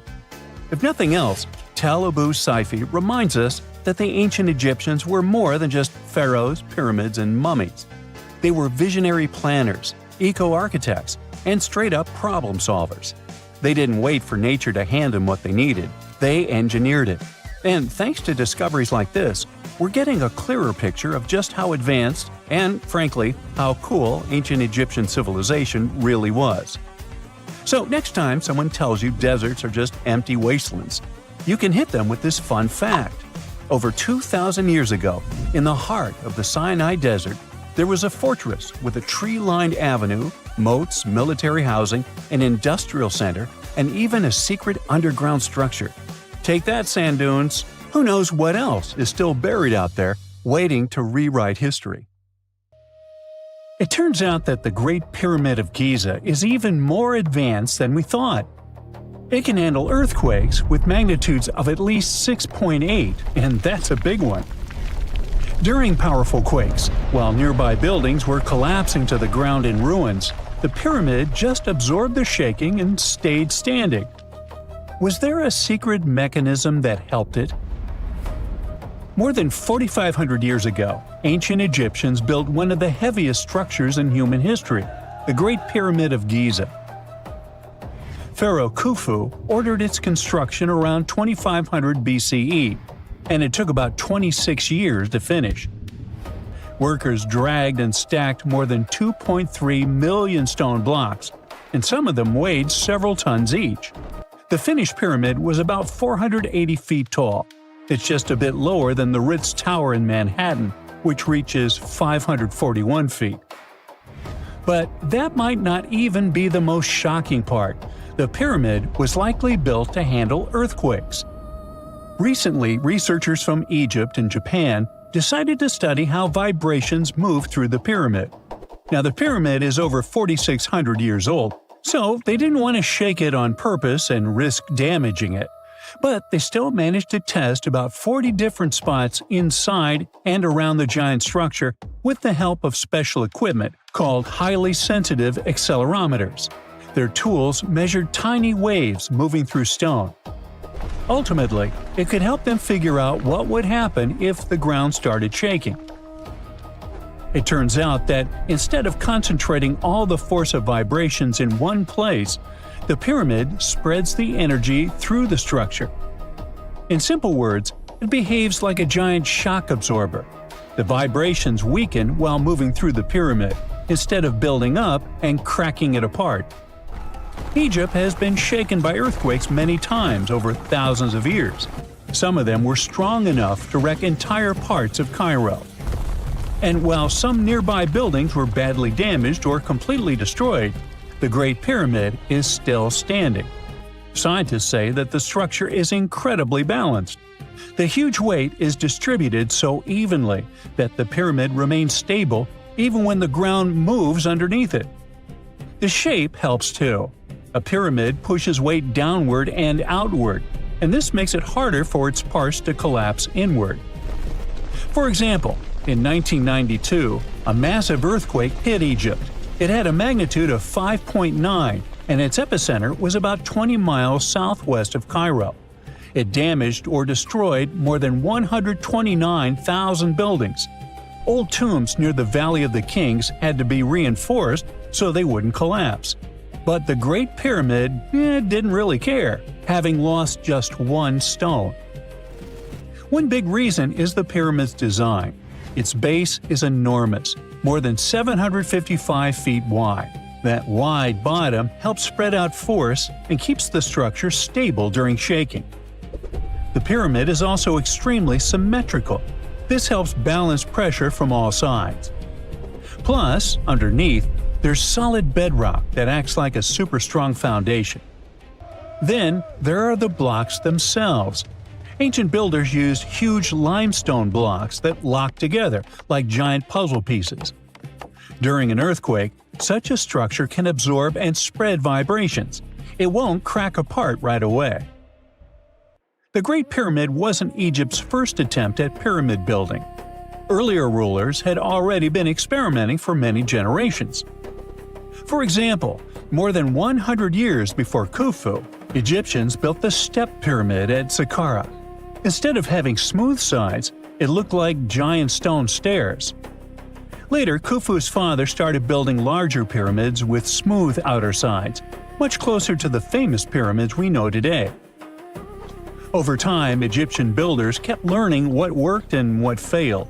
Yep, some later pyramids tried cheap shortcuts. One pyramid used part of a natural hill to save materials. But that made the structure less stable because fewer blocks locked together. Another pyramid, called the Black Pyramid, was built mostly from mud bricks. True, it was cheaper, but also much weaker. No wonder it aged horribly. Rain and erosion slowly destroyed the structure.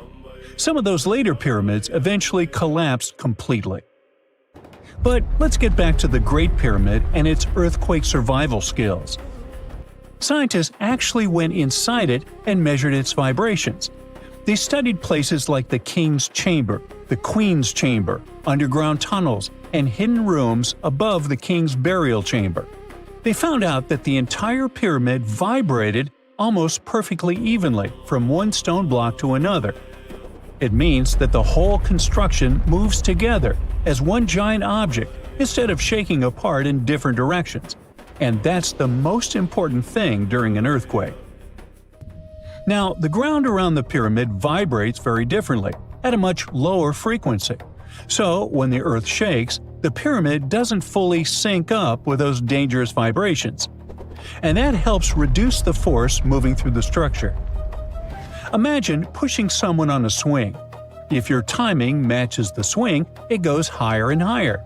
But if the timing is off, the movement weakens. The pyramid seems to work the same way with earthquakes. Scientists also discovered something else inside the structure. Above the King's Chamber, there are several small relieving chambers. And no, they aren't bathrooms. Before, many people thought that they only help support the weight of the ceiling. But now, researchers believe that those chambers may also help weaken earthquake vibrations before they reach the most important inner rooms. In other words, the pyramid must be redirecting and softening shock waves inside itself. Overall, the pyramids are much more amazing than we think. They aren't simply giant tombs built by slaves. Archaeologists found entire workers' villages near the pyramids. The builders had houses, food, medical care, and organized work teams. They were skilled laborers and got paid for their work. They needed those skills and a lot of strength. After all, some of the limestone and granite blocks weighed 80 tons. That's heavier than a fully loaded semi-truck. And they came from quarries miles away. So, how did the workers move them? Well, one theory claims that they used wooden sleds moving on wet sand. Or probably there were special lubricated paths. So far, we haven't figured this mystery out yet. The pyramids also look completely different back then. Today, they look kinda rough and dusty, but originally, they were covered in smooth white limestone. It was polished so brightly that the sunlight reflected off the pyramids like mirrors. Inside the Great Pyramid, the temperature stays close to 68 degrees Fahrenheit almost all the time, even when the desert outside gets scorching hot during the day and freezing at night. The massive stone walls work like giant insulation. The Great Pyramid also lines up almost perfectly with north, south, east, and west. That means the ancient Egyptians understood astronomy better than most people think. The pyramid might have even been an observatory, not just a tomb. Now, there's another mystery of the Great Pyramid: hidden chambers. Using thermal cameras and muon radiography, researchers have detected empty spaces inside the pyramid. But we can't reach them yet, so no one knows what's in there. Of course, there are theories: secret rooms, lost knowledge, hidden chambers, or something that could change how we see the pyramid completely. Because the strange part is, even though the pyramids are supposed to be tombs, no one has ever found a mummy inside the Great Pyramid. The whole complex is huge. Giza isn't just 3 pyramids. There are smaller satellite pyramids, temples, worker villages, and long walkways connecting everything. The whole area shows how much planning went into these structures and how important they were to the ancient Egyptians. And the math involved is cool too. The Great Pyramid's base covers about 13 acres, and if you take the perimeter of the pyramid and divide it by the height, you'll get roughly 3.1416. That's pi. The ancient Egyptians managed to do it without modern tools, and scientists still don't understand how. Then, there's the alignment with the stars. Some researchers have proposed that the 3 main pyramids at Giza line up with the 3 stars in Orion's belt. If it's true, that might not be an accident. The ancient Egyptians believed that their pharaoh's souls would rise to the sky